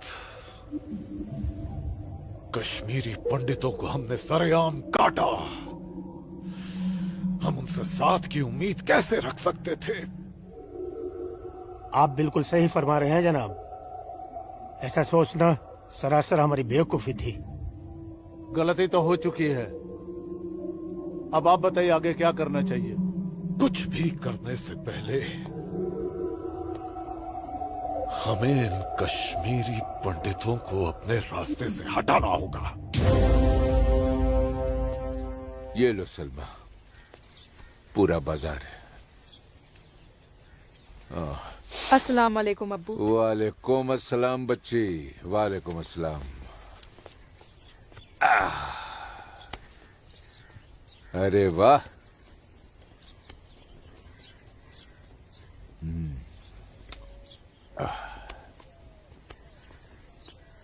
बैठो।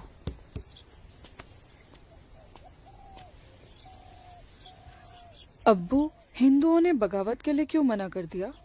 बेटी, ये जो कश्मीरी पंडित हिंदू होते हैं ना, ये बहुत समझदार होते हैं। ये अपना बुरा भला अच्छे से समझ लेते हैं। खून खराबे से तो बहुत दूर रहते हैं। पर न जाने हम मुसलमानों को क्या हो गया है। अल्लाह पाक ने कुरान करीम में फरमाया है कि जब कभी एक इंसान एक दूसरे इंसान का कत्ल करता है ना, तो वो एक इंसान का नहीं बल्कि पूरी इंसानियत का कत्ल होता है। मगर ये लोग पाकिस्तान के टुकड़ों पर पलने वाले मक्कारों की बातों में आकर अपनी दुनिया भी खराब कर रहे हैं और आकीबत भी। दुआ करो अम्मी, अल्लाह इन्हें सच्चा मुसलमान बनने की तौफीक अता फरमाए। बगावत तो पूरी तरह से दबा दी हिंदुस्तानी सेना ने। गिरधारी जी, हिंदुस्तान के खिलाफ बगावत करना इतना आसान नहीं है गिरधारी जी, जितना पाकिस्तान समझ रहा है। नमस्ते दरोगा जी। नमस्ते। आदाब आदाब। कैसे मिजाज हैं? मैं ठीक हूँ, आप कैसे हैं? मैं भी ठीक। तशरीफ रखिए। शुक्रिया शुक्रिया।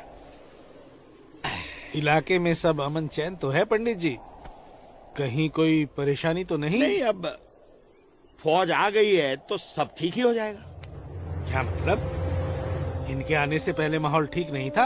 ऐसा कुछ नहीं है। नहीं दरोगा जी, पाकिस्तान ने पूरे जम्मू कश्मीर का माहौल खराब करके रख दिया।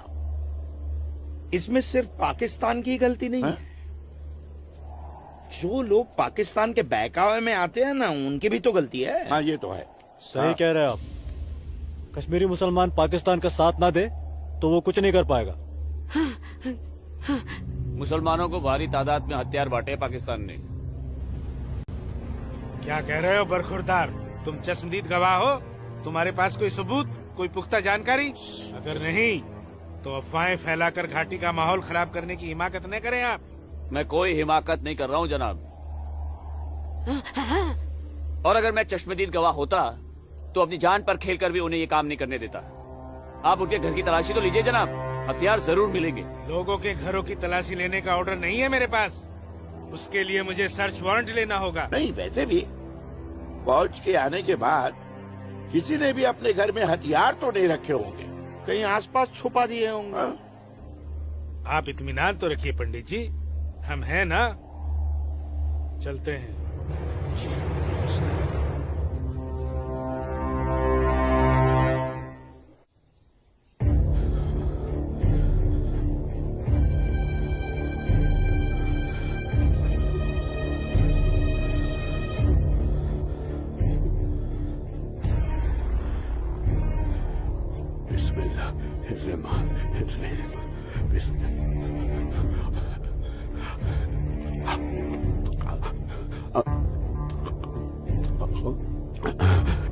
शुक्रिया शुक्रिया। बाहर पुलिस घूम रही है, इसीलिए डर कर यहाँ छुप कर बैठा है ना तू?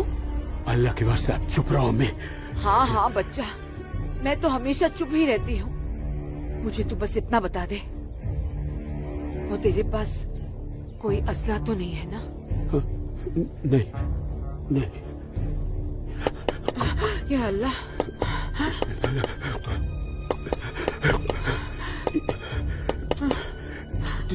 देख कौन है, कौन है? बिस्मिल्लाह बिस्मिल्लाह।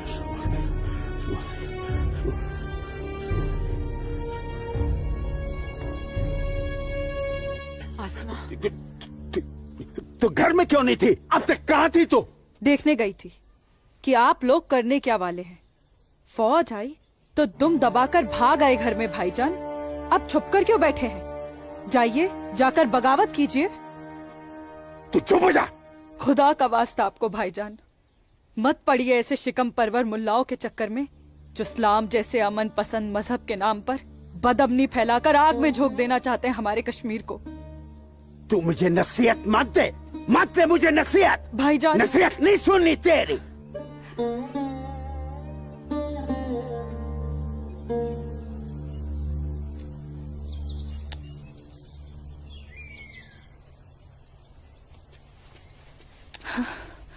सूरज, आसमा, सूरज, सूरज, मुझे बहुत डर लग रहा है सूरज। उमानगरी का माहौल दिन ब दिन खराब होते जा रहा है। मैं जानता हूँ आसमा, लेकिन तुम चिंता मत करो, सब ठीक हो जाएगा। कुछ ठीक नहीं होगा सूरज। मैंने कल जब्बार भाईजान और उनके दोस्तों को बात करते हुए सुना था। उनकी बातों से तो लग रहा था कि वो लोग कोई बहुत बड़ी गड़बड़ करने वाले हैं। आसमा, पहले भी तुम्हारे जब्बार भाईजान जैसे लोग पाकिस्तान की शहर पर ये कोशिश कर चुके हैं, मगर ना तो वो तब कामयाब हुए थे और ना अब होंगे। अल्लाह तुम्हारी जुबान मुबारक करे। एक तो ये हालात और ऊपर से भाईजान, उन्होंने मेरे घर से बाहर निकलने पे भी पाबंदी लगा दी। पाबंदी लगा दी? वो ऐसे कैसे कर सकता है? बड़े भाई है ना। अरे तो अम्मी से कहो, उसे समझाए। सूरज, एक मुसलमान खानदान में औरतों को मर्दों के खिलाफ बोलने की आजादी नहीं होती। वो तो अल्लाह का शुक्र है, मेरे अब्बू बहुत नेक दिल इंसान है, लेकिन भाईजान वो मुझे तुम्हारे साथ नहीं देख सकते और मैं तुम्हारे बिना नहीं जी सकती। तुम मुझे अभी अपने साथ अपने घर ले चलो। नहीं आसमा, ऐसे नहीं। मैं तुम्हें पूरे समाज के सामने अपनी दुल्हन बनाकर अपने घर ले जाऊंगा। सूरज, मुझे तुम पर पूरा भरोसा है, लेकिन अपने नसीब पर नहीं। ये हालात और समाज के ठेकेदार हमें ऐसा करने की इजाजत नहीं देंगे। इसलिए सूरज, मैं आज अभी से खुदा को हाजिर और नाजिर मानकर तुम्हें अपना शौहर कबूल करती हूँ।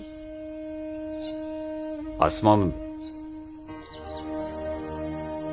जब तुम एक लड़की होकर इतनी हिम्मत कर सकती हो, तो मैं भी अपने ईश्वर को साक्षी मानकर तुम्हें अपनी धर्म पत्नी स्वीकार करता हूं।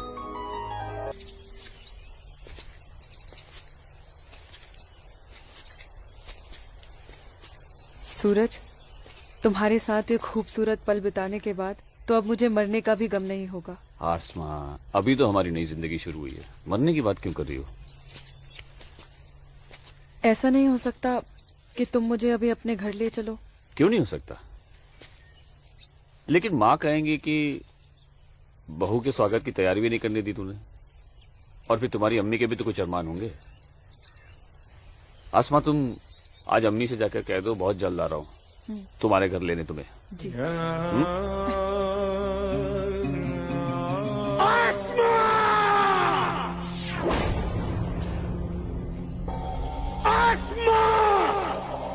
भाई,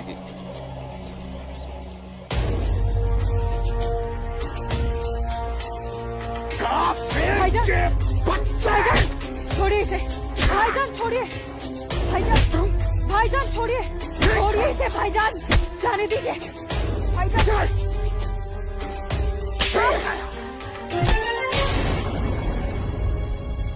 बस भाईजान, अभी आपकी बहन से पहले मेरी बीवी है। हाँ, शादी कर ली है हमने। घर जाकर इसे विदा करने की तैयारी कर लो। उससे पहले मैं तुझे इस दुनिया से विदा ना कर दूं। सूरज,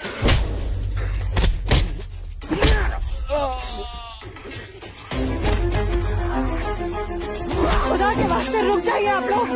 सूरज, सूरज, सूरज, सूरज,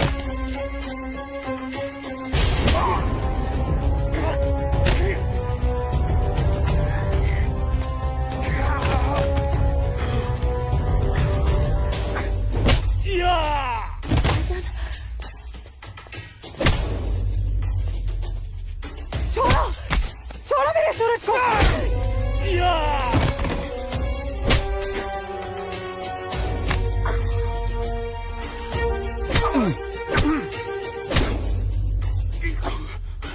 भाईजान बोला था तुझे, इज्जत रास नहीं आई ना तुझे। साला है तू मेरा, तमीज में रहना।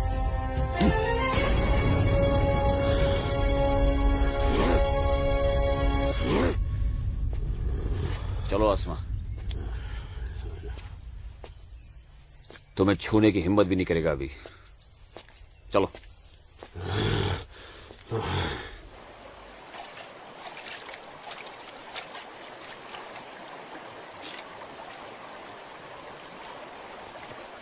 अस्सलाम वालेकुम मौलवी साहब। वालेकुम अस्सलाम। गांव में हिंदुस्तानी फौज आ गई है।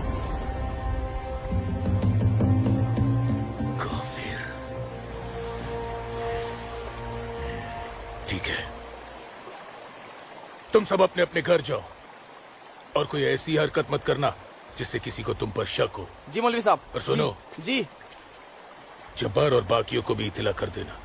जी जनाब, खुदा हाफिज।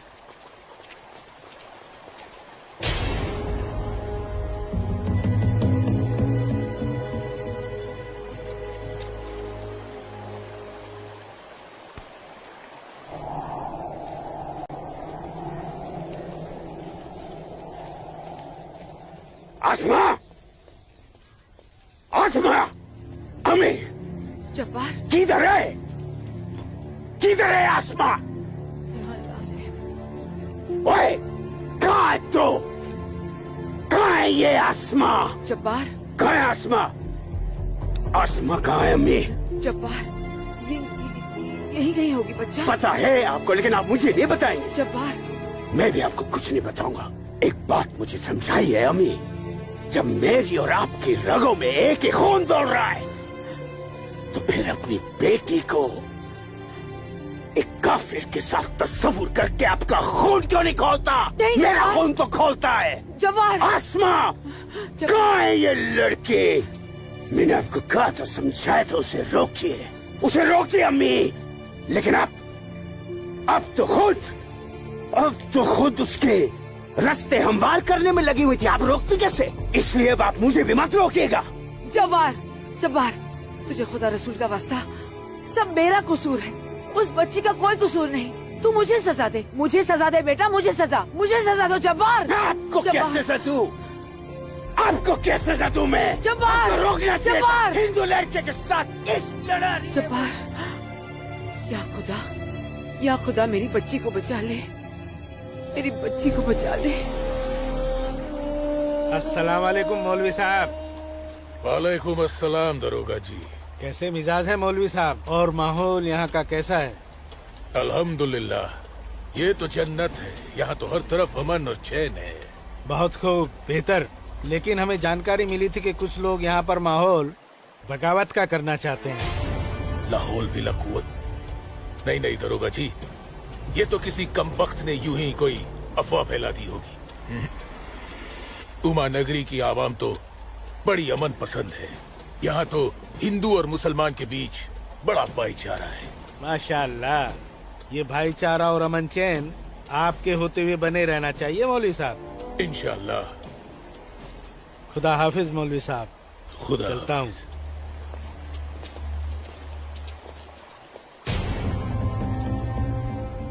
नाराए तकबीर, अल्लाहू अकबर, नाराए तकबीर, अल्लाहू अकबर। भाइयों, पूरे जम्मू कश्मीर में हिंदुस्तानी फौज हमारी बगावत को कुचलने की कोशिश कर रही है, लेकिन हम इस बगावत को रुकने नहीं देंगे। नाराए तकबीर, अल्लाहू अकबर।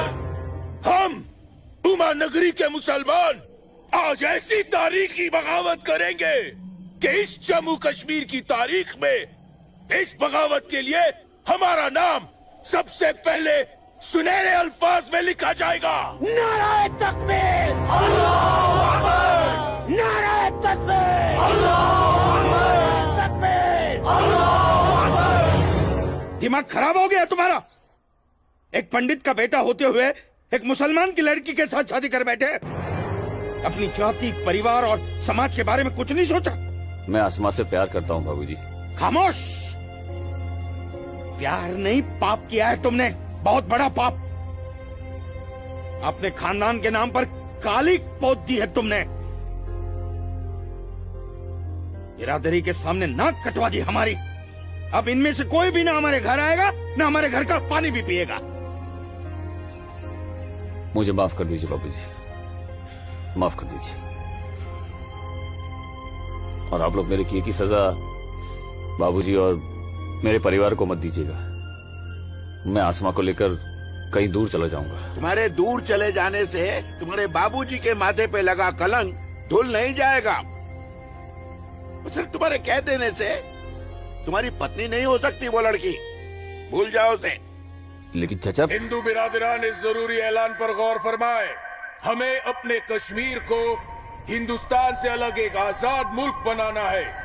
लिहाजा उमा नगरी के तमाम हिंदुओं को मेरा ये फरमान है कि अगर वो इस जम्मू कश्मीर में रहना चाहते हैं तो जल्द अज जल्द वो अपना मजहब छोड़कर मजहब इस्लाम में दाखिल हो जाए, और जो हिंदू मर्द इस्लाम नहीं अपना सकते वो अपनी बीवियों और बेटियों को हमारे लिए छोड़कर उमा नगरी से चले जाए। ये मेरा मशवरा नहीं, मेरा हुक्म है। इनकी इतनी हिम्मत, हम हिंदुओं को धमका रहे हैं। हिम्मत तो होगी ही ना। पाकिस्तान का हाथ जो है इनके सर पे और घर में हथियार। इसीलिए मैं आप लोगों से कह रहा था कि अपनी सुरक्षा के लिए अपने घरों में हथियार रख लेते हैं, लेकिन आप लोगों ने मेरी एक बात नहीं मानी। जम्मू कश्मीर इनके बाप का है?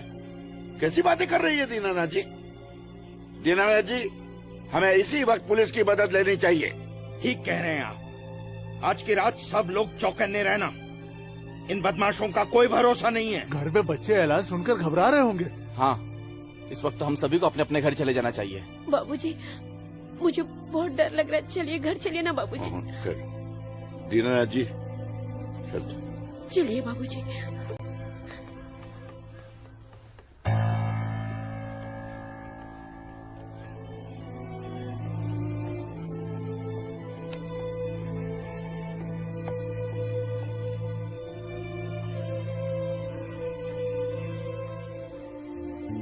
बेटा, इनकी बातों का बुरा मत मानना।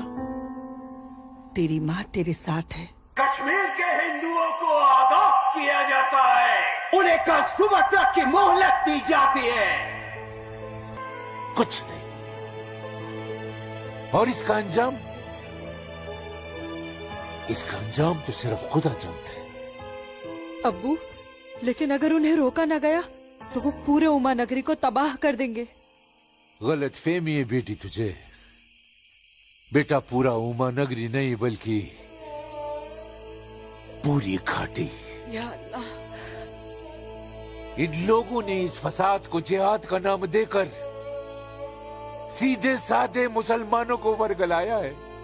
चारों तरफ नफरत और दहशत फैला दी गई है। अब होगा कत्लेआम, अब कटेंगे सर। या अल्लाह, सर हिंदुओं के, धड़ मुसलमानों के। आग लगेगी घाटी में, जलेगी हमारी घाटी। कई खिड़की के बाहर अमन और कई खिड़की के बाहर शांति। अब जलेगी घाटी, अब रोएंगे हम, रोएंगे हम। जनाब, इंशाल्लाह हम अपने मकसद में कामयाब हो जाएंगे। जिस तरह से मौलवी साहब काम कर रहे हैं, हमें तो लगता है कि हिंदुस्तान की तबाही तय है। और वैसे भी मौलवी साहब,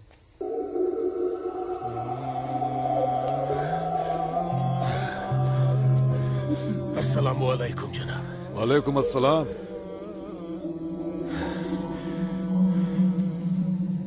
अरे वाह वाह वाह मौलवी साहब, आपके चेहरे की चमक बता रही है कि आप कामयाबी के बहुत नजदीक हैं।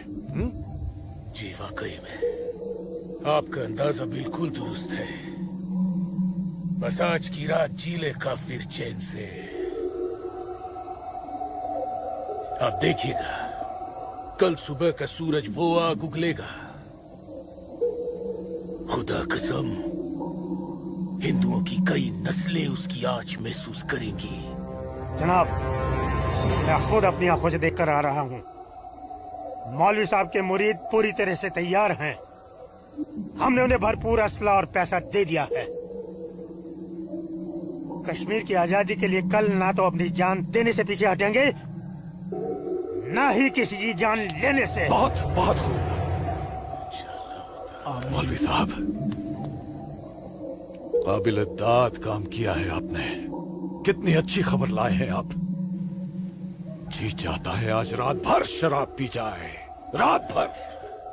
लेकिन नहीं, अगर रात भर शराब पिएंगे तो सुबह जल्दी कैसे उठ पाएंगे और भारत की बर्बादी की खबर जल्दी कैसे सुनेंगे। इसलिए शराब पीने का प्रोग्राम मुलतवी किया जाता है। आज की रात गुलाम अली की गजलें गाते हैं। क्या था वो?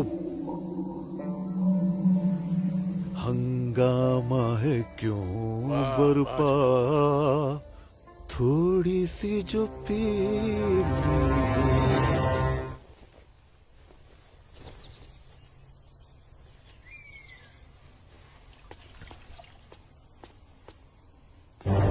ये क्या? कश्मीर छोड़ के नहीं गए तो मार दिए जाओगे? ये देखो, दीनानाथ जी, दीनानाथ जी। हैं? गिरधारी जी, आप सब लोग यहाँ? क्या बात है? क्या हुआ? आपके दरवाजे पे क्या लगा है देखिए, ये देखिए। कश्मीर छोड़कर नहीं गए तो मार दिए जाओगे? इसका मतलब ये लोग मस्जिद से निकलकर अब हमारी दहलीज तक आ गए। बाबूजी, बचाओ!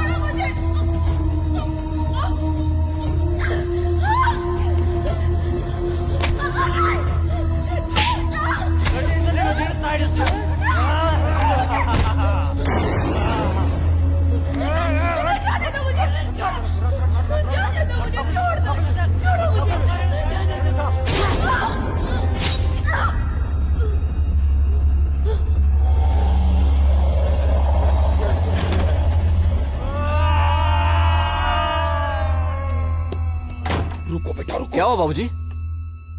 मुसलमानों का झुंड नंगी तलवारों के साथ हमारी तरफ आ रहा है। तुम अंदर जाओ। लेकिन बाबूजी अंदर छुपने से क्या होगा? बाहर निकल के सामना करते हैं उनका।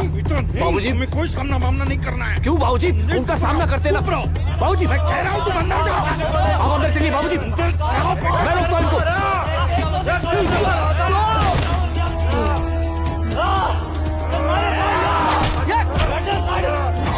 बेटा, सूरज बेटा, बेटा रहने दे बेटा, ये अपना काम नहीं है। सूरज, कौन है? बाबूजी, आप माँ इशिता और आदित्य को लेकर पीछे के रास्ते से निकल जाइए। सूरज संभालो बेटा, आ जाओ। जाओ माँ, जाओ। आ जाओ हमारे साथ।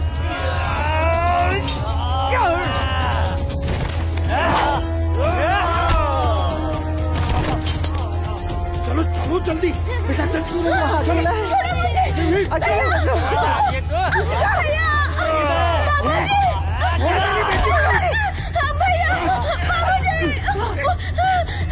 बचाओ मेरी इश्क को। छोड़ मेरी बेटी को, छोड़ मेरी बेटी को।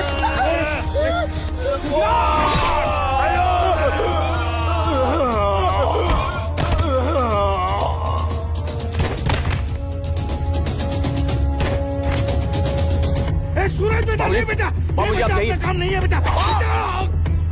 बाबूजी सुन बेटा, जाइए बाबूजी, आपको मेरी कसम है। जाइए बेटा, अंदर चल बेटा, अंदर चल बेटा।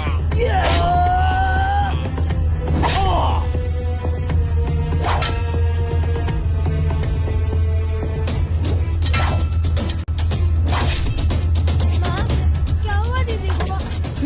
आप क्यों रो रहे हो? कपिला, चलो चलो जल्दी इधर से। इशिका, इशिका, इशिका, क्या हो गया? ये ऐसे क्यों लेटी है? इशिका, तुम बोलती माफ क्यों कर नहीं दो हो? मुझे। इससे पहले कि वो दरिंदे मेरे बेटी को नोच ले, मैंने इसे जहर दे दिया।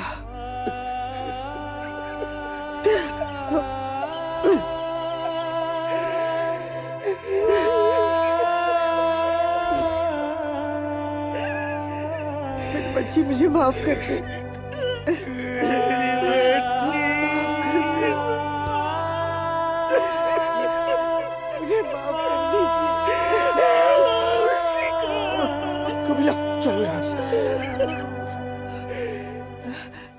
सूरज कहाँ है?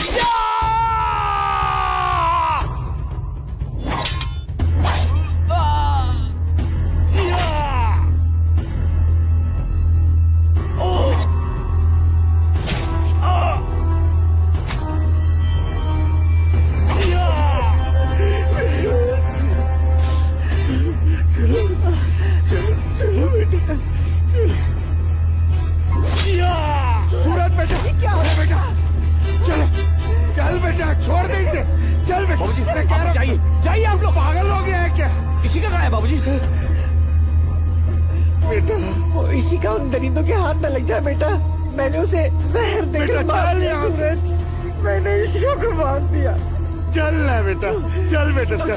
तू मेरी बात सुन। हाँ, मैं आता हूँ। आप लोग जाइए। आप लोगों को मेरी कसम है। आप लोग जाइए यहाँ से। जाइए, जाइए।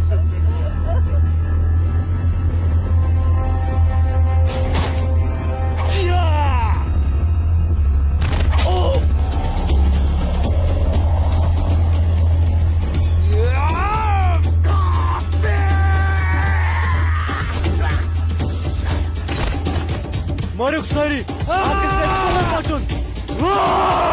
kok baju घर हरकत को सेव सारी ताऊ मारा अटैक नहीं काफिर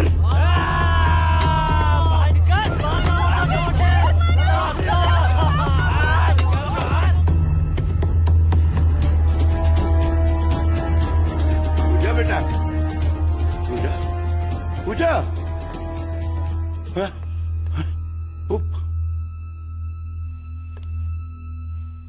पूजा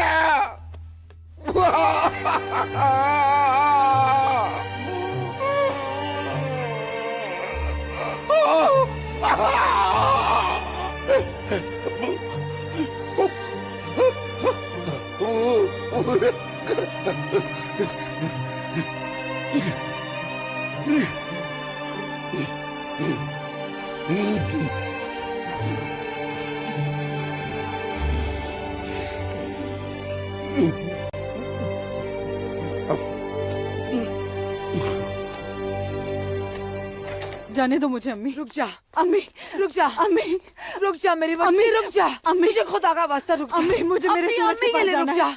अम्मी मुझे जाने दो। सूरज आसमा रुक जा, रुक जा आसमा।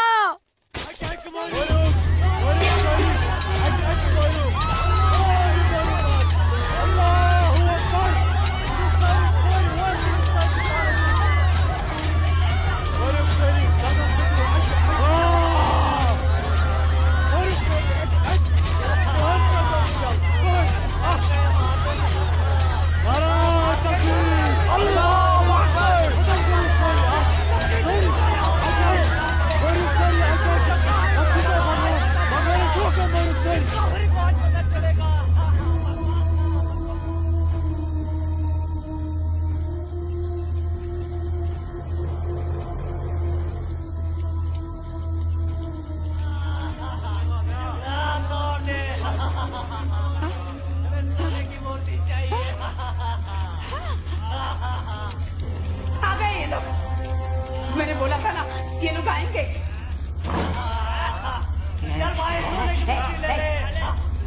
चल चल हट हट, मेरी माता की मूर्ति चुरा रहा है। चल चल, मेरी माता की मूर्ति को हाथ नहीं लगाने दूंगी, हाथ नहीं लगाने दूंगी। चल चल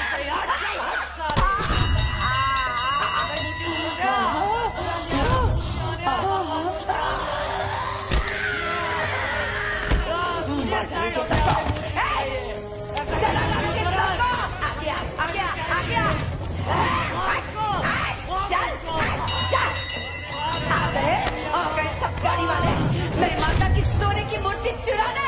चल जा जा जा, मार डालूंगी।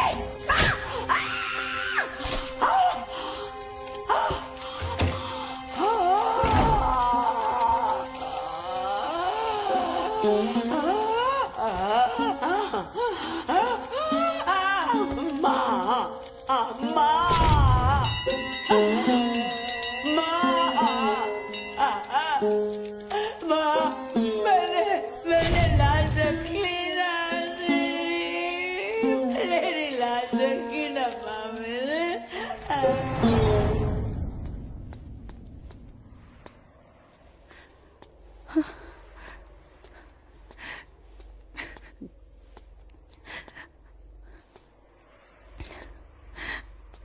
या अल्लाह, ये क्या गजब ढा दिया। मेरे जन्नत जैसे कश्मीर को जहन्नुम बना दिया। ये लाशें मेरे अपने ही लोगों के साथ, मेरे अपने ही लोगों का ये सलूक। सूरज, सूरज, सूरज, या अल्लाह मेरे सूरज को। नहीं नहीं सूरज, मैं आ रही हूँ सूरज।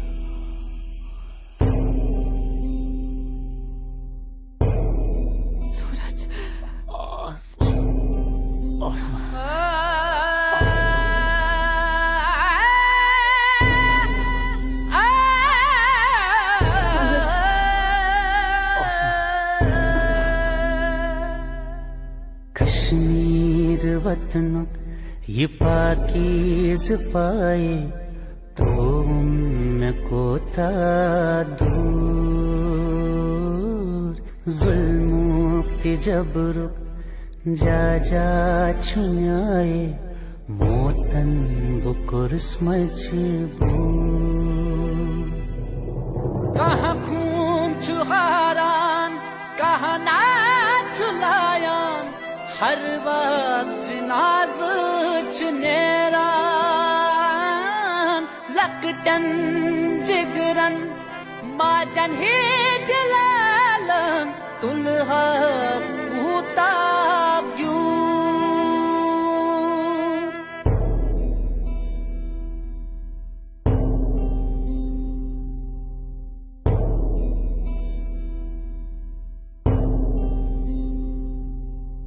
छड़ना न चाहा छड़ के निकल कर हमको तो जाना पड़ा इतनी लगन जन्नत से मेरी रो रो के दूं मैं सदा गाहे बंदिश मंज गाहे जबर छुन मौसूम करके कबूल मजलूम आशिक क्या क्या मैं सब दूं वन कस वनुन चुम फुजूल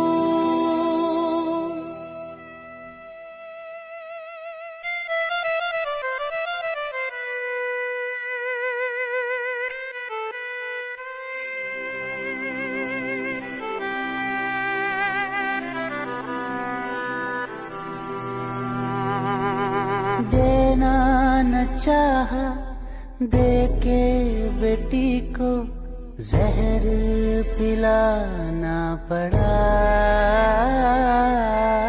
इज्जत जो सबसे प्यारी थी इसकी माँ ने बचाना चाहा। कहाँ खून चुहारान कहाँ नाच लायान हर वक्त नाज चुनेरान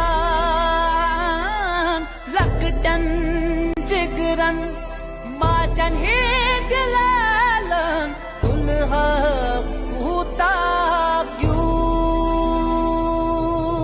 कश्मीर वतनों ये पाकीज़ पाए तो उनको था। मैं वादा करता हूँ जीऊंगा तो तुम्हारा हाथ पकड़कर और मरूंगा तब भी तुम्हारा हाथ पकड़कर मरूंगा। जा जा छुन्याए मोतन बुकुर स्मजबू।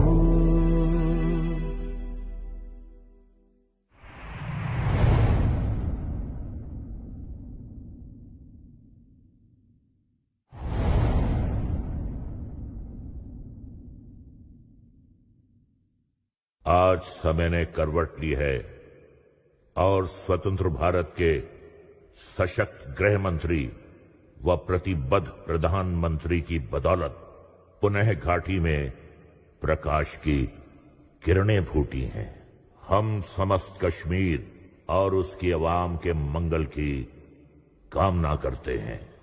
मैं संकल्प प्रस्तुत करता हूं भारत के संविधान के अनुच्छेद 370 के खंड 1 के साथ पठित अनुच्छेद 370 के खंड 3 द्वारा प्रदत्त शक्तियों का प्रयोग करते हुए राष्ट्रपति संसद की सिफारिश पर यह घोषणा करते हैं कि यह दिनांक जिस दिन भारत के राष्ट्रपति द्वारा इस घोषणा पर हस्ताक्षर किए जाएंगे और इसे सरकारी गैजेट में प्रकाशित किया जाएगा, उस दिन से अनुच्छेद 370 के सभी खंड लागू नहीं होंगे।